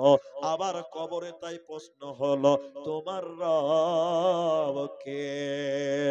কে বলবে আমার রব আল্লাহ? কোরআনে আছে, আল্লাহ বলেছেন, ইন্নাল্লাযীনা ক্বালু রাব্বুনাল্লাহ, নিশ্চয়ই যারা আমি আল্লাহকে রব বলে মেনে নিয়েছে, সুম্মাস্তাকামু, এর উপরে যারা অবিচল ছিল, তাতানাজ্জালু আলাইহিমুল মালাইকা, আল্লাহর ফেরেশতারা যখন তার কাছে আসে, কবরে যখন আসে, এসে বলে আল্লাহ তাখাফু, তুমি ভয় খেও না, ওয়ালা তাহজানু, তুমি দুশ্চিন্তা করিও না, ওয়া আবশিরু, তুমি সুসংবাদ গ্রহণ করো, আল্লাহর জান্নাতের সুসংবাদ গ্রহণ করো। তাহলে যে দুনিয়াতে আল্লাহ কি আল্লাহ বলে মেনে নিবে, আল্লাহ ছাড়া কারো কাছে মাথা নামো করে না, ওই লোক কবরে বলবে আমার রব আল্লাহ। সকলেই বলেন, জোরে বলুন, আমাদের রবের নাম কি? আল্লাহ। 2 নম্বর, মা দিনুকা, তোমাদের দিন কি? এদিকে দেখেন, ইসলাম। দেখেন ইসলাম কাকে বলে, এটার দিকে তাকান, বোতলের দিকে তাকান, বোতলটা ইসলাম বলে। কেমন ইসলাম বলছি দেখেন। আমি হুজুরকে বললাম, ভাই মনে করে এটা গরমের দিনে এসেছি, বুঝাবার জন্য বলছি, হুজুর আমার একটা শরবত দিবেন, শরবত। উনি আমাকে বড় বড় করে দেখছে যে শরবত আবার কোন জিনিস যে ভাই, শরবত কি চিনে না। এবার আমার দিকে দেখেন, আমি বললাম 1.5 বোতল পানি নিবেন, একটু চিনি দিয়ে একটু লবণ দিয়ে ঘুটে দিবেন, তার নাম। এরা বলে না কথা, পানি চিনি দিয়ে কি হয়? শরবত। ইসলাম কাকে বলে? আমাদেরকে দেখেন, আল্লাহর হুকুমকে রাসূলের তরিকায় মানার নাম হলো, সবাই বলুন, দ্বীনুল ইসলাম। আল্লাহর হুকুমকে রাসূলের তরিকায় মানার নাম হলো দ্বীনুল ইসলাম। তাহলে নিজের মতন নয়, বরং আল্লাহর হুকুম নবীজির মতন করতে হবে, এটাকে ইসলাম বলে। আল্লাহ কোরআনে বলেছেন, আমার কাছে মনোনীত দ্বীনের নাম হলো ইন্নাদ-দীনা ইনদাল্লাহিল ইসলাম। আমাদের দ্বীনের নাম, সবাই একবার বলুন, আমাদের রবের নাম আল্লাহ। 3 নাম্বারটা অনেকক্ষণ বলেছি, শেষের বেলায় শুধু টাচ দিচ্ছি। 3 নাম্বার, তোমার নবীকে, তোমার নবীকে, আমাদের নবী, সবাই বলেন মহব্বতের সঙ্গে, দিলে প্রেম নিয়ে বলেন নবী মুহাম্মদুর রাসূলুল্লাহ। সবাই বলুন সাল্লাল্লাহু আলাইহি ওয়াসাল্লাম। তোমার মতন দয়ার নবী আর পাবো না, তোমার মতন প্রিয় নবী আর পাবো না। একটু মহব্বতে গাইবেন, আমার সঙ্গে গাইবেন, একটু মুখ মিলান দেখি। তোমার মতন প্রিয় নবী আর পাবো না, তোমার মতন প্রিয় রাসূল আর পাব না। দেখা দিও ও গো নবী, চুপে যায় না, তোমার মতন প্রিয় নবী আর পাব না, তোমার মতন প্রিয় রাসূল আর পাব না। নবীজি মোর বনে বনে চরাইতেন ছাগল, লোকে তারে দেখে বলতো নিহাত একটা পাগল।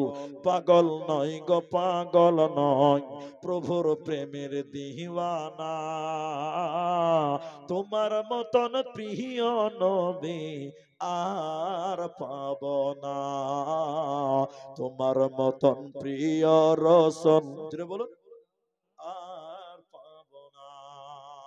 যে নবীকে ভালোবাসবে, রাসূলকে মহব্বত করবে, আর জবান খুলে বের হবে নবী মুহাম্মদুর রাসূলুল্লাহ সাল্লাল্লাহু আলাইহি ওয়াসাল্লাম। লাস্ট চ্যাপ্টার, এরপরে বক্তব্য আগাবো না। সেটাই, কার কার কবরে শাস্তি হবে না জানা দরকার আছে না নাই? কার কার কবরে শাস্তি হবে না এটা জানা দরকার নাই গো? আছে। আমার দিকে দেখেন, তাহলে বুঝতে পারবেন কোন কবরে শাস্তি নেই। আমার মা, আমার বোন, আমি আপনাদেরকে দীর্ঘ 1.5 ঘন্টা থেকে বুঝিয়ে আসছি কথাগুলো, এবার বলছি শাস্তি হবে না। হুজুর, আলেম ওলামা যারা মুফতিরা এসেছেন, দেখেন নবীজি বলছেন, কেউ যদি জুমার দিনে মারা যায়, কেউ যদি জুমার রাতে মারা যায়, ওই লোকের কবরে কোনো শাস্তি হবে না, বলুন সুবহানাল্লাহ। কিন্তু শর্ত আছে, শর্ত নাই খালি জুমার দিন মরলেই হবে? এটা গাঁজাখোর লোক যদি জুমার দিন মরে তাহলে কি কবর শাস্তি হবে না? জি ভাই, ঈমান থাকতে হবে। আর বাবজি কি থাকতে হবে? ঈমান। তাহলে জুমার রাত কোনটা আপনারা বলবেন না, আপনাদেরকে জানাচ্ছি। জুমার রাত কোনটা বলে? মাশাআল্লাহ, বৃহস্পতিবার দিন গিয়ে যেটা রাত হয় ওটাকে বলা হয় জুমার রাত। কথা বুঝতে পারছেন? আর শুক্রবার দিন গিয়ে যেটা রাত হয় ওটা হলো শনিবারের রাত। মাগরিব বৃহস্পতিবারের দিন গেল, মাগরিব হয়ে গেল, এখন শুরু হয়ে গেল শুক্রবার। কথা বুঝতে পারলেন? ঈমানের সঙ্গে যদি কেউ জুমার দিনের আগের রাতে বা জুমার দিনে মারা যায়, নবীজি বলেন যদি ঈমান থাকে এই লোকের কবরে কোনো শাস্তি হবে না। আল্লাহু আকবার। এরপরে নবী বলেন, শুনিলেন যারা শহীদ হবে এই শহীদদের কবরে কোনো আযাব হবে না। এদিকে দেখেন শহীদ কারা? আল্লাহর দ্বীন ইসলামকে বাঁচাবার জন্য যারা জীবন দিল এরা শহীদ, এদের কবরে কোনো আযাব হবে না। আর শহীদ আছে ৫-৬ রকমের। দিকে দেখেন, ট্রেনের কেটে অ্যাক্সিডেন্টে মারা গেলে শহীদের মর্যাদা দেওয়া হবে, আগুনে পুড়ে মারা গেলে শহীদের মর্যাদা দেওয়া হবে, পুকুরে নদীতে ডুবে মারা গেলে শহীদের মর্যাদা দেওয়া হবে, পেটের বড় রোগ নিয়ে যদি মারা যায়, পেটের ভিতরের বড় রোগ নিয়ে যদি কেউ মারা যায় এই লোকটাকে শহীদের মর্যাদা দেওয়া হবে। শুধু তাই নয়, কেউ যদি দেওয়ালে চাপা পড়ে মারা যায় এই লোকটা শহীদের মর্যাদা পাবে। শেষের বেলায় নবীজি বললেন, কোন মেয়ে বাচ্চা প্রসবের সময় যদি মারা যায়, ডেলিভারির সময় যদি কোনো মা মারা যায়, নবী বলেন ফাহুয়া শাহীদাতুন, এই মেয়েটাকে আল্লাহ শহীদের মর্যাদা দেবে, এদের কবরে কোনো আযাব হবে না। তবে শুধুমাত্র একটা শর্ত, এদের ভিতরে ঈমান থাকতে হবে। বলুন সুবহানাল্লাহ। এই জন্য মা বোনেরা যারা আছেন, মা বোনেরা যারা আছেন, আপনারা আমার দিকে দেখে শুনেন কথাটা। আপনার পেটে বাচ্চা চলেছে তো একটু নামাজ পড়বেন। মা বোনেরা, আপনার বোন, আপনার মা, আপনার স্ত্রী যখন পোয়াতি হয়, আমার ভাষা বুঝতে পারছেন, পোয়াতি বুঝেন তো? যখন পেটে বাচ্চা থাকবে আপনি আপনার স্ত্রীকে বলবেন তুমি নামাজ পড়ো, বেশি বেশি করে আল্লাহকে ডাকো, কোরআন তেলাওয়াত করো। কারণ কত মা বাচ্চা জন্মাবার সময় মারা যায়, যায় না? যদি ইমানদার মেয়ে হয়, নবী বলেন বিনা হিসাবে আল্লাহ জান্নাত দিবে। বলুন সুবহানাল্লাহ। কারণ শহীদের ব্যাপারে হাদিস আছে, লা হিসাবা ওয়ালা আসাবা, ওদের কোনো হিসাব লাগবে না, বিচারই হবে না, বিনা বিচার আল্লাহ জান্নাত দিবে। বলুন সুবহানাল্লাহ। এইজন্য আপনার স্ত্রীর পেটে বাচ্চা আছে, বলবেন তুমি সকাল সন্ধ্যা কোরআন তেলাওয়াত করো, বলবেন, বলুন ইনশাআল্লাহ। আপনার স্ত্রীকে বলবেন পাঞ্জিগানা নামাজ পড়ো, তোমার পেটে যে সন্তান ওটা আল্লাহর ওলি জন্ম নেবে। বলুন সুবহানাল্লাহ। আর মায়ের পেটে বাচ্চা সারা দিন সিনেমা দেখছে, আপনার সিরিয়াল দেখছে, পেট থেকে কি বার হবে? ডিপ জল বার হবে, ডিপ জল। ডিপ জল চিনেন তো আপনারা? আগেকার যেমন এই বাংলাদেশের ডিপ জল বলে একটা মাস্তান ছিল, এখন বেঁচে আছে না মরে গেছে জানি না, এখনো আছে না? তো যদি কোনো মা ওই পেটে বাচ্চা আছে গান শুনে সিরিয়াল দেখবে, নাটক দেখবে, গান শুনবে, নামাজ নাই, আল্লাহ নাই, ও ও ও মা আল্লাহর ওলির মা হতে পারবে? ওই ডিপ জলের মাই হবে, বাকি আর কিছু হবে না। এই জন্য মায়েদেরকে বলবো, অনেক মা মারা যায়, আপনি নামাজ পড়বেন, যদি কোনো কারণে আল্লাহ না চাই কিছু হয়ে যায়, বিনা হিসাবে আল্লাহ জান্নাত দিবে। বলুন সুবহানাল্লাহ। শেষের বেলায় আমি আপনার ভাই, যতটি মানুষ আছেন একটু আমার কথাগুলো অনুভব করবেন, বুঝার চেষ্টা করবেন। আমি এখন কেটে কেটে 5 মিনিট বলবো, বিসমিল্লাহ। কেটে কেটে 5 মিনিট বলবো, আপনারা বুঝার চেষ্টা করেন। এখানে অনেকেরই মা নেই, আছে না ভাই? কার কার মা নাই হাত তুলেন তো, কার কার মা বেঁচে নাই হাত তুলে রাখেন, নামাচ্ছেন কেন গো?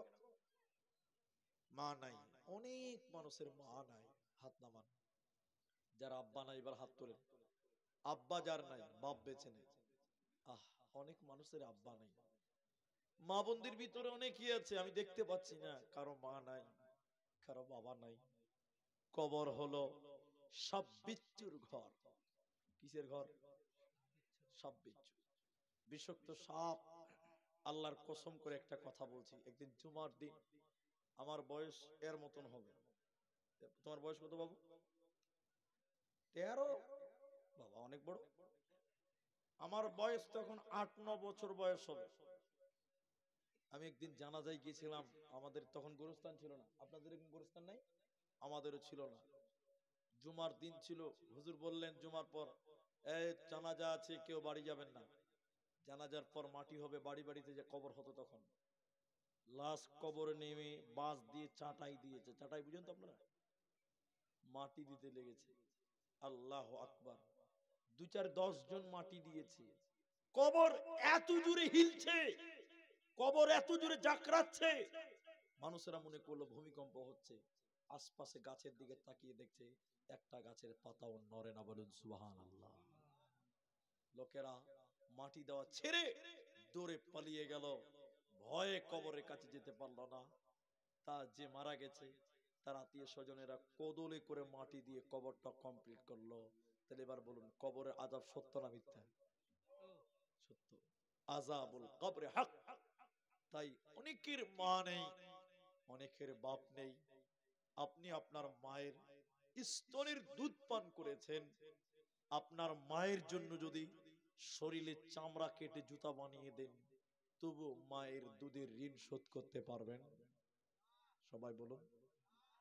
আপনি আপনার বাপের জন্য নিজের শরীরের মাংস কেটে যদি খাবার তৈরি করে দেন, তবু আপনার আব্বার কষ্টের ঋণ কোনোদিন শোধ করতে পারবেন না। আল্লাহর নবী বলছেন, আল মাইয়িতু কাল গারিব। মানুষ যখন কবরে যায় দুনিয়ার দিকে তাকিয়ে থাকে দুইটি কারণে। এক, আপনার মা বাপ আত্মীয় স্বজন আপনাদের দিকে তাকিয়ে থাকে। 1 নাম্বার কারণ দোয়ার জন্য। সবাই বলুন কিসের জন্য? দোয়া। আপনার মা মূর্খ, অশিক্ষিতা ছিল, আপনি আল্লাহকে কেঁদে কেঁদে বলবেন, আল্লাহ আমার মা মূর্খ মানুষ ছিলেন, আল্লাহ আমার মা লেখাপড়া জানতো না, দিন ধর্ম জানেনি, আমার মা জেনে না জেনে গুনাহ করেছে, আল্লাহ তুমি আমার মায়ের কবরের শাস্তিকে তুমি মাফ করো। সবাই একটু দোয়া করবেন, বলুন ইনশাআল্লাহ। মা আপনার তাকিয়ে থাকে কবর থেকে, আপনি দোয়া করবেন, আল্লাহ আমার বাপ্পা আমার আব্বা মূর্খ মানুষ, খেতি বাড়ি করে খেত, কোনোদিন মাদ্রাসা যায়নি, স্কুল যায়নি, ধর্ম বুঝতো না, আমার আব্বা আল্লাহ জেনে না জেনে কোনো পাপ করে থাকলে আল্লাহ তুমি আমার আব্বাকে মাফ করো, আমার আব্বাকে কবরে তুমি শাস্তি দিও না। আব্বা মায়ের জন্য সবাই একটু দোয়া করব, আমরা বলি একটু ইনশাআল্লাহ।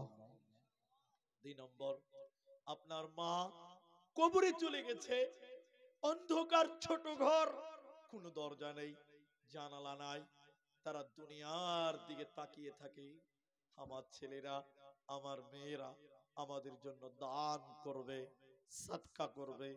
নবী বলেছেন, কেউ যদি মৃত মানুষের জন্য দান করে আল্লাহ শতে শত কবরের শাস্তিকে বন্ধ করে দেয়, বলুন সুবহানাল্লাহ।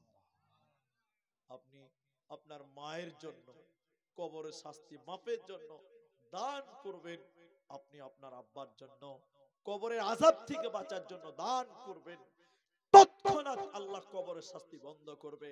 নবী বলছেন, আগুনে পানি ঢেলে দিলে যেমন আগুন নিভে যায়, মরা মানুষের জন্য দান করলে তাদের কবরের শাস্তিও নিভে যায়, বলুন সুবহানাল্লাহ। তাই এইখানে যেটি মানুষ আছেন কেউ উঠবেন না, জোরহাত করে বলি আমি আপনার মুসাফির মানুষ, আমি মৌখিক ভাবে দোয়া করি প্রত্যেক জালসাতে। আমি দোয়া বলবো, আপনি কি বলবেন? আমিন। আপনি কি বলবেন? আমিন। আপনি হাত তুলবেন না তুলবেন ব্যক্তিগত ব্যাপার, কিন্তু আমিন বলতে হবে। দোয়া শুনলে মুখ খুলে আমিন বলতে হয়, বলবো, বলুন ইনশাআল্লাহ। আমি আপনার মায়ের জন্য আব্বার জন্য একটু দোয়া করব, যাদের মা নাই বাপ নেই, আজকে আপনি দুনিয়াতে বাড়ি বানিয়েছেন, এই বাড়িতে আপনি থাকতে পাবেন না, পাবেন? আপনাকে কবরে যেতে হবে, কবরটাই হলো আসল বাড়ি। আপনার দুইতলা বাড়ি আছে, একতলা বাড়ি আছে, রং করা বাড়ি আছে, আহ, আপনি যখন মরে যাবেন আপনার কবরে কোনো রং করা হবে না, কোনো এসি লাগা হবে না, কোনো লাইট থাকবে না, কোনো বিছানা থাকবে না, মাটির বিছানার ঘর। সেই ঘর আপনার আমার আব্বা মা চলে গেছে, আমাদেরকেও যেতে হবে সেই জায়গার জন্য। এখানে যেটি মানুষ আছেন, আমি একটু আপনাদের কাছে আবেদন করব, কবরের জায়গার জন্য, নিজের আব্বা মায়ের জন্য এখানে এমন কোন মানুষ আছেন যিনি বলবেন আমি 10,000 টাকা আমার মা, আমার আব্বা, আমার মায়ের জন্য দিলাম। হুজুর, আমার বাড়ি বড় কিন্তু কবর খুব ছোট বাড়ি, আমার সেই আসল বাড়ির জন্য, যে কবরে প্রত্যেককেই যেতে হবে, সেই জায়গার জন্য, কবরের জায়গার জন্য আপনাদের কাছে বলি, একজন করে মানুষ 10,000 টাকা নিজের কবর নিজের জায়গার জন্য, আর মা বাপের জন্য একজন মানুষ বলুন প্রথম নাম্বার, যিনি বলবেন হুজুর আমি 10,000 টাকা দেব, আমি তার সঙ্গে মুসাফা করে আমি তার জন্য প্রথম দোয়া করব। একজন মানুষ প্রথম নাম্বার 10,000 টাকা এখন দিবেন, না পারলে পরে দিবেন, শুধু নামটা বলবেন। একজন প্রথম নাম্বার আল্লাহর কোন বান্দা, আল্লাহর কোন বান্দি, নবীর কোন উম্মত, নবীর কোন উম্মতি কবরের জায়গার জন্য, আসল বাড়ি, মা বাপ কবরে চলে গেছে তাদের আযাব মাপের জন্য 10,000 টাকা চাইছিলাম। বাবা, একজন মানুষও কি এই এলাকায় নেই, এই গ্রামে নেই? আপনাদের কবরের জায়গাটা খুব প্রয়োজন। বাবা, কবর আপনার আসল ঠিকানা, এই বাড়ি তো আসল নয়, ওটাই তো আপনার আর অরিজিনাল ঘর। সেই জায়গার জন্য বাবা 10,000 টাকা কি একটা লোক কেউ পারবেন না?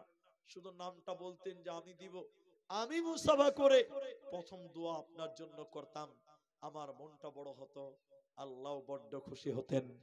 নবী বলছেন, হে পৃথিবীর লোক, তোমরা দান করো, এই দানের বদৌলতে তোমাদেরকে কাল কিয়ামতের দিন বদলা দেওয়া হবে। তাই আমি আপনাদেরকে বলতে চাই, বাবা দেরি না করে একজন শুধু নামটা লেখান যে মুলি সাহেব আমি দিব, আমি আপনার জন্য দোয়া করব, আল্লাহ কামায়ে রুজিতে আল্লাহ বরকত দিবেন, আল্লাহ বরকতের মালিক। তাইলে ভাই এই মাঠে কি 10,000 টাকা দেনেওয়ালা একটা কোনো ছেলে, মিস্ত্রি, লেবার, ঠিকাদার, ব্যবসায়িক, ওই যে একজন মনে হয় হাত তুলেছেন, আমি বুঝতে পারি না, যদি কেউ থাকেন একটু উঠে দাঁড়ান না। 10,000 টাকা একজন মানুষ, একজন মানুষ, আল্লাহর কোন বান্দা আপনি উঠে আসেন, যদি দেওয়ার মনস্থ করেন, আর যদি না পারেন আপনারা কমও দিতে পারেন আপনাদের সামর্থ্য অনুযায়ী, কিন্তু আমি 10,000 টাকা একটা আবেদন করলাম,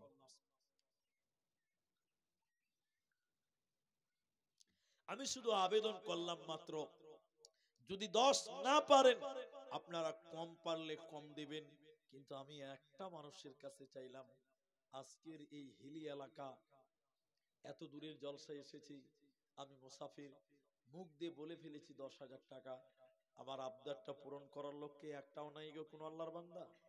আল্লাহু আকবার, বড় আফসোস হলো 10,000 টাকা। পশ্চিমবঙ্গের এমনও জলসা আছে একজনই 1,00,000 টাকাও দেয়, 50,000 টাকাও দেয়, এরকম মানুষ অনেক আছে। 10,000 টাকা তো অনেক হয়, কিন্তু বড় আশা নিয়ে একজন মানুষের কাছে 10,000 চাইলাম, যদি না পারেন তো, যদি মাহজুর হন, পারবেন না কমজোর আছে, তাহলে 5,000 টাকা দেবেন, 5,000 টাকা যদি 10 না পারেন। মতিউর রহমান, মতিউর আলী ফকির, তিনি দিবেন 10,000 টাকা, নাম বলে দিয়েছেন, একবার তাকবীর দেন, নারায়ে তাকবীর। মতিউর আলী ফকির, তিনি 10,000 টাকা, আমি দোয়া করি আপনারা আমিন বলেন, আল্লাহ তুমি তার কামায় রুজিতে তুমি বরকত দান করো, বলুন আল্লাহুম্মা আমিন। আল্লাহ তুমি তার রুজি রোজগারে বরকত দান করো, বলুন আল্লাহুম্মা আমিন। ইলাহাল আলামিন, তোমার বান্দা আমার আবদার রেখেছে, একজন আলেমের আবদার, আল্লাহ তুমি তার আবদার পূর্ণ করো, আল্লাহ তুমি তার মান সম্মানকে বৃদ্ধি করো। আল্লাহ মতিউর ভাইয়ের পরিবারে যারা মারা গেছে তুমি তাদের কবরের শাস্তিকে মাফ করো। আমরা বলি আল্লাহুম্মা আমিন। দেন আমাকে দেন। মাশাআল্লাহ মাশাআল্লাহ, দেন আমাকে দেন, আমি গুনে নিচ্ছি। দেন। মোহাম্মদ ইউসুফ শেখ মা বাপের জন্য দোয়া চাইলেন, মারা গেছেন। আমি একটু দোয়া করছি, আপনি বসেন। আপনারা শুধু আমিন বলবেন। আল্লাহ বড় আশা করে 500 টাকা নিয়েছে রব্বুল আলামিন, তুমি তার আব্বা মায়ের কবরের শাস্তিকে মাফ করো। বলুন আল্লাহুম্মা আমিন। আল্লাহুম্মা গফির লাহু ওয়ারহামহু ওয়াসাব্বিতহু। আল্লাহ তোমার বান্দা বড় আশা নিয়ে 500 টাকা দিয়েছে। আল্লাহ মতিউর আল্লাহ গো 10,000 টাকা দিয়েছে রব্বুল আলামিন, তুমি তাদের স্থানকে তুমি কবুল করো।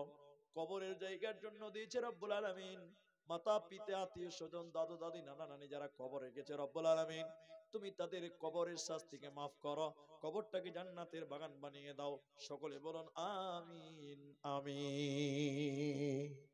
ভাইজান 10,000 টাকাতে একজন আমার আবদার রাখলেন, 5,000 টাকা চেয়েছি, এইখান থেকেই পারবেন। এই দানটা যদি না পারেন তাহলে আপনারা হবেন কাঞ্জুস, আর বকিল জান্নাতে যাবে না। আল্লাহ নবী দোয়া করতেন, আল্লাহ তুমি আমাকে বকিল থেকে বাঁচাও, কৃপণতা থেকে বাঁচাও। আপনাদের কাছ থেকে বলতে চাই, এই কবরস্থানের জন্য আল্লাহর রাস্তায় 5,000 টাকা দিবেন। এই মাঠ থেকেই বলুন, একটু হাত তুলে দেখান আল্লাহকে যে আল্লাহ আমি দিলাম 5,000 টাকা, আল্লাহ আপনার কামায়ে রুজিতে আল্লাহ বরকত দান করবেন। আমার ভাই জানেরা যারা আছেন একটু উঠে আসেন। 5,000 টাকা আল্লাহর কোন বান্দা নবীর কোন আশিক 5,000 টাকা দিবেন, আল্লাহ ভালো রাখবেন। আমাকে দেন, আমাকে দেন। কি নাম তোমার? নাইম মন্ডল। দাদি মারা গেছেন, 1,000 দিলেন, 4,000 টাকা পরে দিবেন। নারায়ে তাকবীর। আল্লাহ নাইম মন্ডল তার দাদি নাই, রব্বুল আলামিন ইয়া হাইয়্যু ইয়া কাইয়্যুম বিরহমাতিকা নাস্তাগীথ ইয়া জাল জালালি ওয়াল ইকরাম। রব্বুল আলামিন আল্লাহ নাইমের দাদি কবরে চলে গেছে, মাবুদ তুমি তার কবরটাকে নূরে মনোয়ার করো, কবরের শাস্তিকে maaf করো, কবরটাকে জান্নাতের বাগান বানাও। আল্লাহ তুমি তার দাদির গুনাহ খাতাকে তুমি মার্জনা করো। আল্লাহ তোমার বান্দা 1 নাম্বার 5,000 টাকা দান কবুল করিয়ে নাও, তুমি রহমান। আমি আব্দুর রহমান, আল্লাহ দোয়া দিব কত, বিনিময় দিয়ে প্রভু তোমার মনের মতো ওগো বাড়ি দয়াময় তুমি ফাকরা বানা মাফ করে দিও তার দাদির জীবনের গুনাহ। আমিন আমিন আমিন। কত জানাজার পরে সিনামাস দিয়েছি, কত দাফন,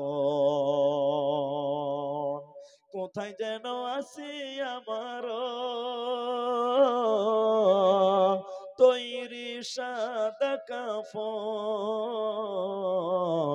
জানাজার পরে সিনামাস দিয়েছি, কত দাফন। বিনামিত। আচ্ছা উনি চিনতে পারছে, বাস ঠিক আছে। দেখেন দ্বিতীয় নম্বর, বিনা নামে, নাম বলেনি, কিন্তু আল্লাহ তো সবই জানতে পারে, পারে না বাবা? না আল্লাহ জানতে পারবে না? নাউজুবিল্লাহ, আস্তাগফিরুল্লাহ, আল্লাহ সব জানেন। দেখেন বিনা নাম করে দেখো 1,000 নগদিতি দিল, আরো 4,000 টাকা দিবে ওয়াদা করিল, 5,000 2 নম্বরে দিল দান। এই দান কবুল করো তুমি মেহেরবান।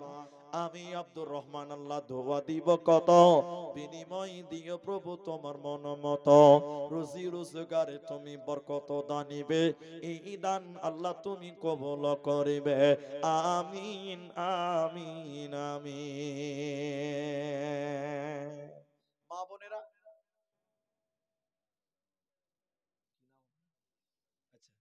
বিনা নামে 1,000 টাকা, কিন্তু স্টেজে বসে আছেন আপনারা যারাই দিচ্ছেন, আমি কাউকে অপমান করব না, মনটা বড় করতে হবে। তাহলে 5,000 দুইজন হলো, হাদিস শরীফের ভিতরে আছে ইন্নাল্লাহা উইত্রুন, নিশ্চয়ই আল্লাহ বেজোর। আল্লাহ কি জোড়া না বেজোড়া? বেজোর। ইউহিব্বুল বিত্রা, আল্লাহ বেজুরকে ভালোবাসেন। নয়ন সর্দার 5,000 টাকা লেখেন, তাহলে আপনার দানটা একটু কম হয়ে গেছে। আচ্ছা, আমার হুজুর বলছে যে ওনার আব্বা দেখেন বাপ কা বেটা, জি ভাই, তিনি বলছেন 1000 টা 6000 করে দিলাম, বাপ বেটা।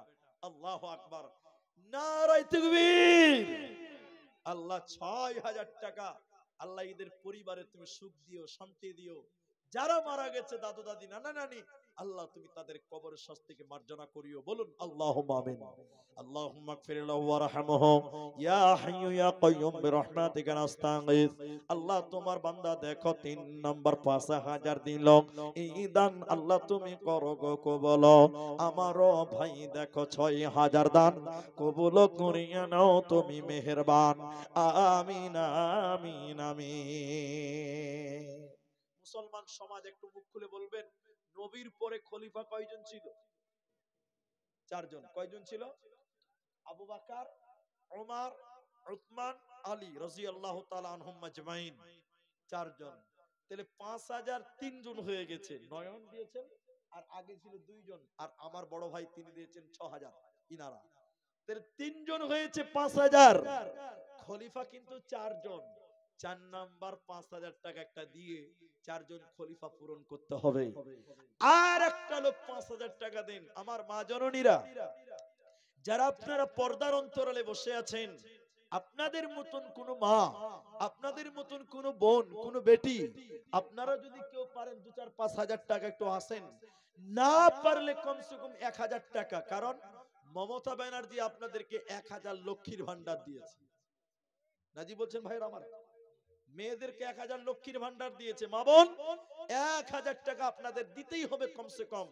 আল্লাহ রাস্তায় দেন। সাদ্দাম ফকির, এত সুন্দর নাম একটু দেখতে পাবো না ওনাদেরকে? বাইরে আছে না? সাদ্দাম হোসেন ফকির, তিনি 12,000 টাকা। সবচেয়ে বড় দান এটা। আমি চাইছিলাম যদি একটু দেখতে পারতাম কত ভালো লাগতো। আল্লাহ তোমারও বান্দা সাদ্দাম নামেতে দেখো 12,000 দান কবুল করিয়া নাও তুমি মেহেরবান। ওগো বাড়ি দয়াময় তুমি হে রাব্বানা, মাফ করে দিও তার জীবনের গুনাহ, সাগীর ও কাবীরা গুনাহ মাফ করে দিবে, জান্নাতের ভিতরে ঘর বানাবে। আমিন আমিন। এটাই আল্লাহ। মা আছে, মা মারা গেছে, মায়ের জন্য একটু দোয়া করি। আল্লাহ তুমি তার মাকে ক্ষমা করো, কবরের শাস্তিকে মাফ করো, বলুন একবার আল্লাহুম্মা আমিন। এতগুলো লোক যদি আমিন বলেন, আল্লাহ কবুল করবেই। আল্লাহ তুমি তার মায়ে, তার কবরে তুমি জান্নাতের বিছানা বিছিয়ে দাও, বলুন আল্লাহুম্মা আমিন। আল্লাহ তুমি তার কবরটাকে নূরে মানওয়ার করো, বলুন আল্লাহুম্মা আমিন। তাহলে 10,000, 12,000, 6,000, 5,000 কিন্তু ভাই চারটাই হইল, তিনটা হয়েছে, তিনটা হয়েছে। চতুর্থ খলিফাটা কি পাওয়া যাবে না? আর একটা লোক বলুন 4 নাম্বার খলিফা, আমি 5,000 টাকা দিবে একটু মুসাফা করতাম, আমাকে দেন, আমাকে। বেনামিতে দিয়েছে 600 টাকা। ভাইজান, 4 নাম্বার 5,000 টাকা একটা কেউ দিবেন, 4টা খলিফা পূরণ করতে চাইছিলাম। এখন যদি না পারেন, শুধু মুসাফাটা করে দেন যে হুজুর দোয়া করেন, আমি দিয়ে দিব পরে। 7 দিন 10 দিন টাইম নেন, 1 মাস টাইম নেন যে আমি দিব। আপনাদের দিকের মানুষ সাদা মাঠা সরল মানুষ, আর আপনারা একদম ভারতবর্ষের লাস্টে মানে বাংলাদেশ পার্শ্বেই জহিরুল ফকির। নারায়ে তাকবীর। আল্লাহ তোমার বান্দা জহিরুলকে তুমি কবুল করো, বলুন আল্লাহুম্মা আমিন। 5,000 টাকা 4 জন হলো। জাযাকুমুল্লাহ, হাইয়াকাল্লাহ, বারাকাল্লাহ। জহিরুল ভাই আমার কোথায় গছিল, ছিল কি ছিল না দেখো 5,000 দিল, তোর রাহে 5,000 করিয়াছে দান, কবুল করিয়া নাও তুমি মেহেরবান। আমি আব্দুর রহমান আল্লাহ দোয়া করব কত, বিনিময় দিও প্রভু তোমার মন মতো। আমিন আমিন আমিন। মাগো তোমার মতো নাই না কেহ, আমায় বুকে টানি আঁচল দিয়া মুছে না কেউ আমার চোখের পানি। চলে গেলে কোন জায়গায় আমায় নিলানা, পথে বসে কাঁদি মাগো, নাই যে ঠিকানা মাগো, তোমার মতো নাই না কেহ আমায় বুকে টানি, আঁচল দিয়া মুছে না কেহ আমার চোখের পানি। বেনামিতে 2000 টাকা ইনার নাম লিখে দেন, তাহলে হ্যাঁ বাস, মাশাআল্লাহ, ইনি চিনতে পারলেই হলো। তাহলে নাম না করে 2000 টাকা দিলেন। কিন্তু একটা কথা বলতে খুব ইচ্ছা করছে, ভয়ও লাগছে আবার। নামাজ আল্লাহ আমাদের উপরে কয় ওয়াক্ত ফরজ করেছে? 5 ওয়াক্ত। কলেমা কয়টা? 5টা। ইসলামের বুনিয়াদ কয়টা? 5টা। টাকাও 5000, পেয়েছি 4 জন। আর একটা যদি দিতেন বাবা, 5 ওয়াক্ত নামাজটা পূরণ হয়ে যেত গো। এখানে এমন কোন আল্লাহর বান্দা নাই যিনি বলবেন যাক 5 ওয়াক্তটা পূরণ করে দিলাম, ফজর, যোহর, আসর, মাগরিব, এশা 5 ওয়াক্ত, 4 ওয়াক্ত হয়েছে 5 ওয়াক্ত নামাজ, কিন্তু 1 ওয়াক্ত বাকি থেকে গেছে।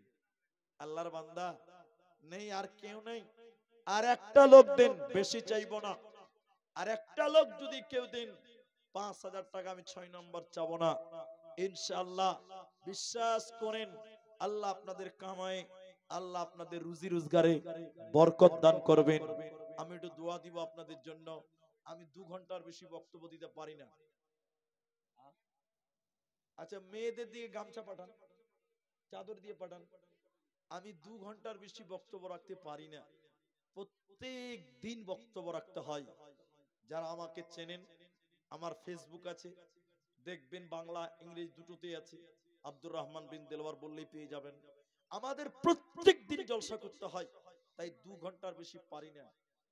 সীমা বিবি 1000 টাকা 700 দিয়েছে, ও 300 দিয়েছে, 700 পরে।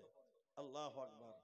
মায়েদের কাছ থেকে দেখেন, বলছিলাম লক্ষ্মীর ভান্ডারের 1000 টাকা মা বোনেরা দেন। এ দেখেন সীমা বিবি দিয়েছেন 1000 টাকা। নারায়ে তাকবীর। সীমা বিবি আল্লাহ তোমার বান্দি 1000 টাকা দিল দান, কবুল করিয়া নাও তুমি মেহেরবান। ওগো আল্লাহ দয়াময়, দয়া প্রকাশিয়া এ দানির দান নাও কবুল করিয়া, আমিন আমিন আমিন। বানু বিবি 500 নগদ, 500 বাকি। এই দেখেন লক্ষ্মীর ভান্ডার চালু হয়ে গেছে, আলহামদুলিল্লাহ। বানু বিবি 500 নগদ, 500 বাকি, 1000 টাকা। নারায়ে তাকবীর, মাশাআল্লাহ, জাযাকাল্লাহ। আল্লাহ তোমার বান্দি দেখো, ভানু বিবি 1000 দান কবুল করিয়া নাও তুমি রহমান। ওগো আল্লাহ দয়াময়, তুমি রব্বানা, মাফ করে দিও এদের জীবনের গুনাহ। ভাই আপনারা যদি 5000 না পারেন, তাহলে কমসে কম 2500 টাকা দেন, 2500 টাকা দেন, 5-এর অর্ধেক কেউ দেন, 5-এর অর্ধেক আপনাদের ভিতরে। নাসরিন বিবি 1000 টাকা, 100 নগদে, বাকিটি বাকিতে। নাসরিন বিবি 1000 টাকা। আমি মায়েদের কাছ থেকে কমসে কম 10টা মেয়ের কাছ থেকে পাবো যারা 1000 টাকা করে দিবেন। 3 নাম্বার নাসরিন বিবি হয়ে গেল। মাশাআল্লাহ, জাযাকাল্লাহ। মা বোন আপনারা 10টা বোন দেন 1000 টাকা করে ইনশাআল্লাহ। আর আপনাদের কাছে 2500 টাকা চাইলাম, একটা লোকও পারবেন না? 800 বাকি। আচ্ছা, এলেজান বিবি 200 নগদ, 1000 টাকা বাকি। আল্লাহ 4 নাম্বার হলো। মেয়েদের দেখেন 4 জন হয়ে গেল। আর আপনাদের কাছ থেকে বলছিলাম যদি 2500 টাকা কমসে কম 2 জন মিলে দেন, 5000 টাকা। 2 জন মিলে 2500 2500 করে 2 জন মিলে 5000 টাকা হবে।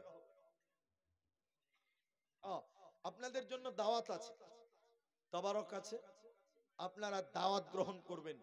সাদা মাঠা যা পেরেছে তা করেছে, আপনারা দাওয়াত গ্রহণ করবেন, বলুন ইনশাআল্লাহ। আর আমিও বলেছি, ওই ভাই আমাকে খাওয়া দাওয়া করালো, খুব সুন্দর ব্যবহার, খুশি আলহামদুলিল্লাহ। আমি বলেছি যে আমার জন্য তাবারক বেঁধে দাও, আমিও খাবো, বরকতের জিনিস। কি বলছেন আপনারা? বরকতের জিনিস।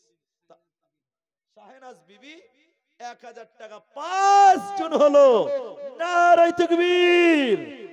মেয়েদের 5 জন হলো আর 5টা লোকের কাছ থেকে, মায়েদের কাছ থেকে, বাবা আপনারা কি 1000 টাকা করে পারবেন না? আপনারা 1000 টাকা পারবেন না?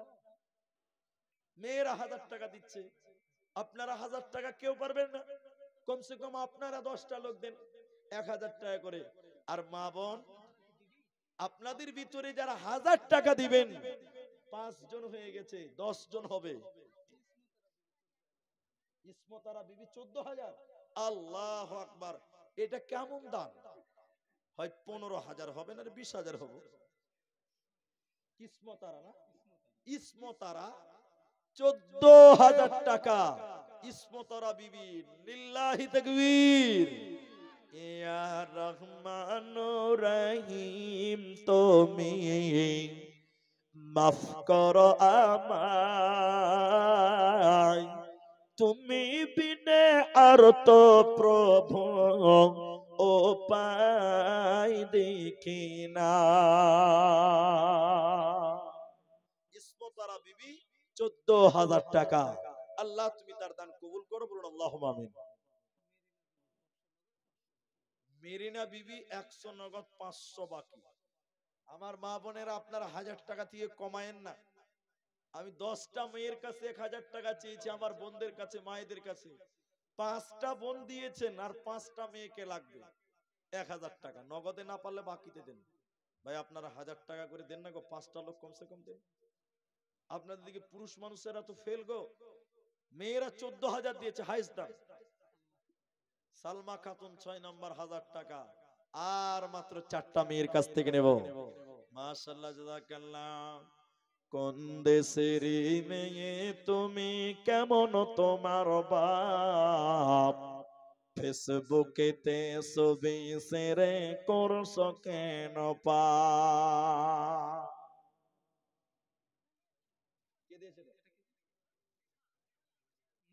মুরজিনা বিবি 7 নাম্বার 1000 টাকা। আল্লাহু আকবার। ভাই আপনারা কেউ দিবেন না তাহলে 1000 টাকা? মেয়েরা দিবে আর আপনারা তাকিয়ে দেখবেন নাকি? আল্লাহু আকবার। 7 জন হয়ে গেল। মুরজিনা বিবি দিয়েছে 1000 টাকা। জাযাকাল্লাহ, বারাকাল্লাহ, হিয়াকাল্লাহ। আল্লাহুম্মা সাল্লি আলাইহা, আল্লাহুম্মা বারিক আলাইহা। আমিন আমিন আমিন। 8 9 10 আর 3টা বোনের কাছ থেকে 1000 টাকা করে নেব ইনশাআল্লাহ। মা বোনেরাই হাইস্ট দান দিতে পারে। দেখেন 14,000 দিল, আবার 1000 টাকা করে দিয়েছে, আলহামদুলিল্লাহ।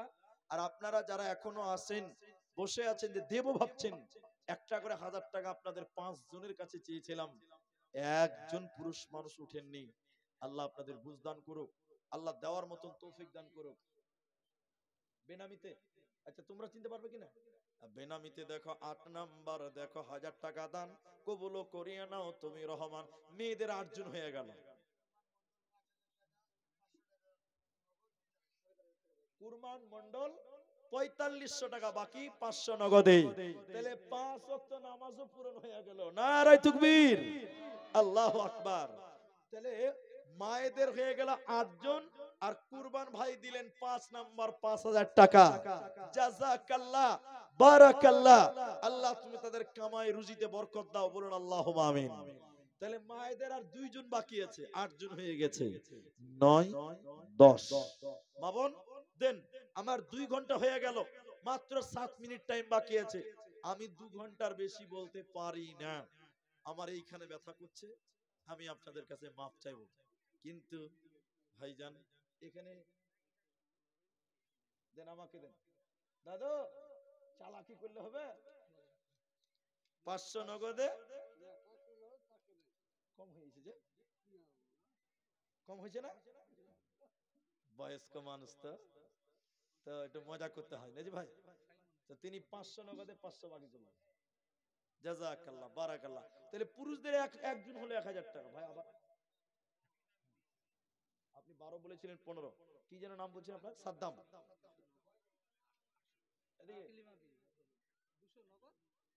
কে যে সাদ্দাম ফকিরের দান শুনেন? 12 ছিল, ওটা 3000 যোগ করে 15 করে দেন। তাহলে সাদ্দাম ভাই কাউকে উপরে যেতে দিবে না। নারায়ে তাকবীর। জি, ওই মেয়েটা দিয়েছিল 14,000 আর ইনি দিলেন 15,000 টাকা। দানে পাল্লা পাল্লি করা সুন্নাত, সাহাবীদের সুন্নাত, সাহাবীদের সুন্নাত। ওমর যেদিন দান করছেন আর আবু বকরের জন্য বলছেন, আজকে আবু বকর যা দান করবে তবুকের যুদ্ধে আবু বকর যা দান করবে তা আমি আবু বকরকে আজকে হারিয়ে দিব পাল্লা পাল্লি। তা আজকে আমার সাদ্দাম ফকির মন্ডল, ফকির ভাই তিনি দিলেন আপনার 15,000 টাকা। মাশাআল্লাহ। এটা কে দিয়েছে? কত? আকলিমা বিবি 200 নগদ 1000 টাকা। 9 জন হলো। একবার তাকবীর দেন, নারায়ে তাকবীর। আমার মায়েরা, আমার বোনেরা, আর মাত্র একজন, আর মাত্র একজন। 10 জন মা বোন চেয়েছিলাম 1000 করে, আর এখানে 1000 করে একটা পেয়েছি। আমার বাপজি তিনি বয়স্ক মানুষ, তিনি দিয়েছেন দিহান মন্ডল, রিহান, রিহান, রিহান 200 নগদ 800 বাকি। তাহলে পুরুষদের দুজন হলো, একজন দিয়েছে 500 টাকা। আমি দোয়া করব, মা বোন দোয়া করছি। আচ্ছা, আর একটা বাকি আছে মায়েদের। হ্যাঁ, দোয়া করছি, দোয়া করছি। ভাই আপনাদের দুজন হলো গো, আর কেউ নাই। 5টা লোক চেয়েছিলাম 1000 করে। রেখা বিবি কত? 600 টাকা। 100 নগদে 500 বাকিতে। মা বোন আর একটা লোক দেন, 10টা পূরণ হয়ে যাবে ইনশাআল্লাহ, আল্লাহ খুশি হবেন। আর আমারও মানে অনেকক্ষণ আপনাদের তাবারক কাছে আপনারা বসেন। ভাইজান 2 জন লোক দিলেন পুরুষ মানুষ 1000 করে, আর 3টা লোকের কাছে আমি আবেদন নিলাম, আবেদন রাখলাম, দেখি আমার আবেদন কেউ সাড়া দেয় কিনা। এই যে ইনি দিচ্ছেন 1000 টাকা। আচ্ছা দেন, 1000 টাকা লিখে দেন। মুরব্বী মানুষ, নাম বলবো? নাম বলতে হবে না। তাহলে পুরুষদের 3 জন হলো 1000, আর 2 জন মা বোন, আর একটা লোক কোনো নাই। আল্লাহু আকবার। লাইলি, আল্লাহু আকবার। একবার দেখেন, তাকবীর দেন সবাই, নারায়ে তাকবীর। মেয়েদের 10 জন হলো লাইলি বিবি 200 নগদ 800 বাকি, 10 জন হলো 1000 টাকা। মুহসিনা বিবি 11 নম্বর হয়ে গেল। মাশাআল্লাহ, জাযাকাল্লাহ। মুহসিনা বিবি দেখো কোথায় ওগো ছিল, তোমার ওরা খেতে দেখো 1000 দিল। ওগো বাড়ি দয়াময় তুমি রব্বানা, মাফ করে দিও এদের জীবনের গুনাহ, সাগীরা কাবীরা গুনাহ মাফ করে দেবে। এই দান আল্লাহ তুমি কবুল করিবে। আমিন আমিন আমিন। কি নাম ভাই? ইলিয়াস মন্ডল 3000 টাকা। এখন কত আছে? আচ্ছা শুনুন, শুনুন, ইলিয়াস ভাই 2500 টাকা দিলেন, 500 টাকা পরে। ইলিয়াস 500 টাকা পরে দিবে, 3000 টাকা। তৌফি বিবি 500, 500 বাকি, 500 নগদ। 12 জন মেয়েদের হলো। আমার মনে হচ্ছে 15 জন হয়ে যাবে। 2500 নগদ 500 বাকি। কত বাকি? 900 বাকি। আব্দুল সরকার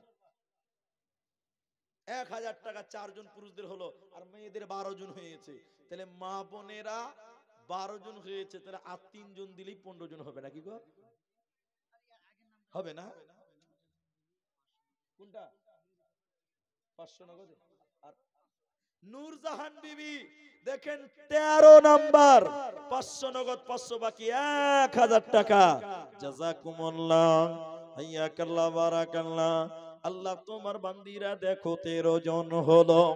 এদানিদের দান আল্লাহ করিও কবুল। আমারও ভাই আমার দেখো 4 জন 1000 করে দান কবুল করিয়া নাও তুমি মেহেরবান। আমিন আমিন আমিন।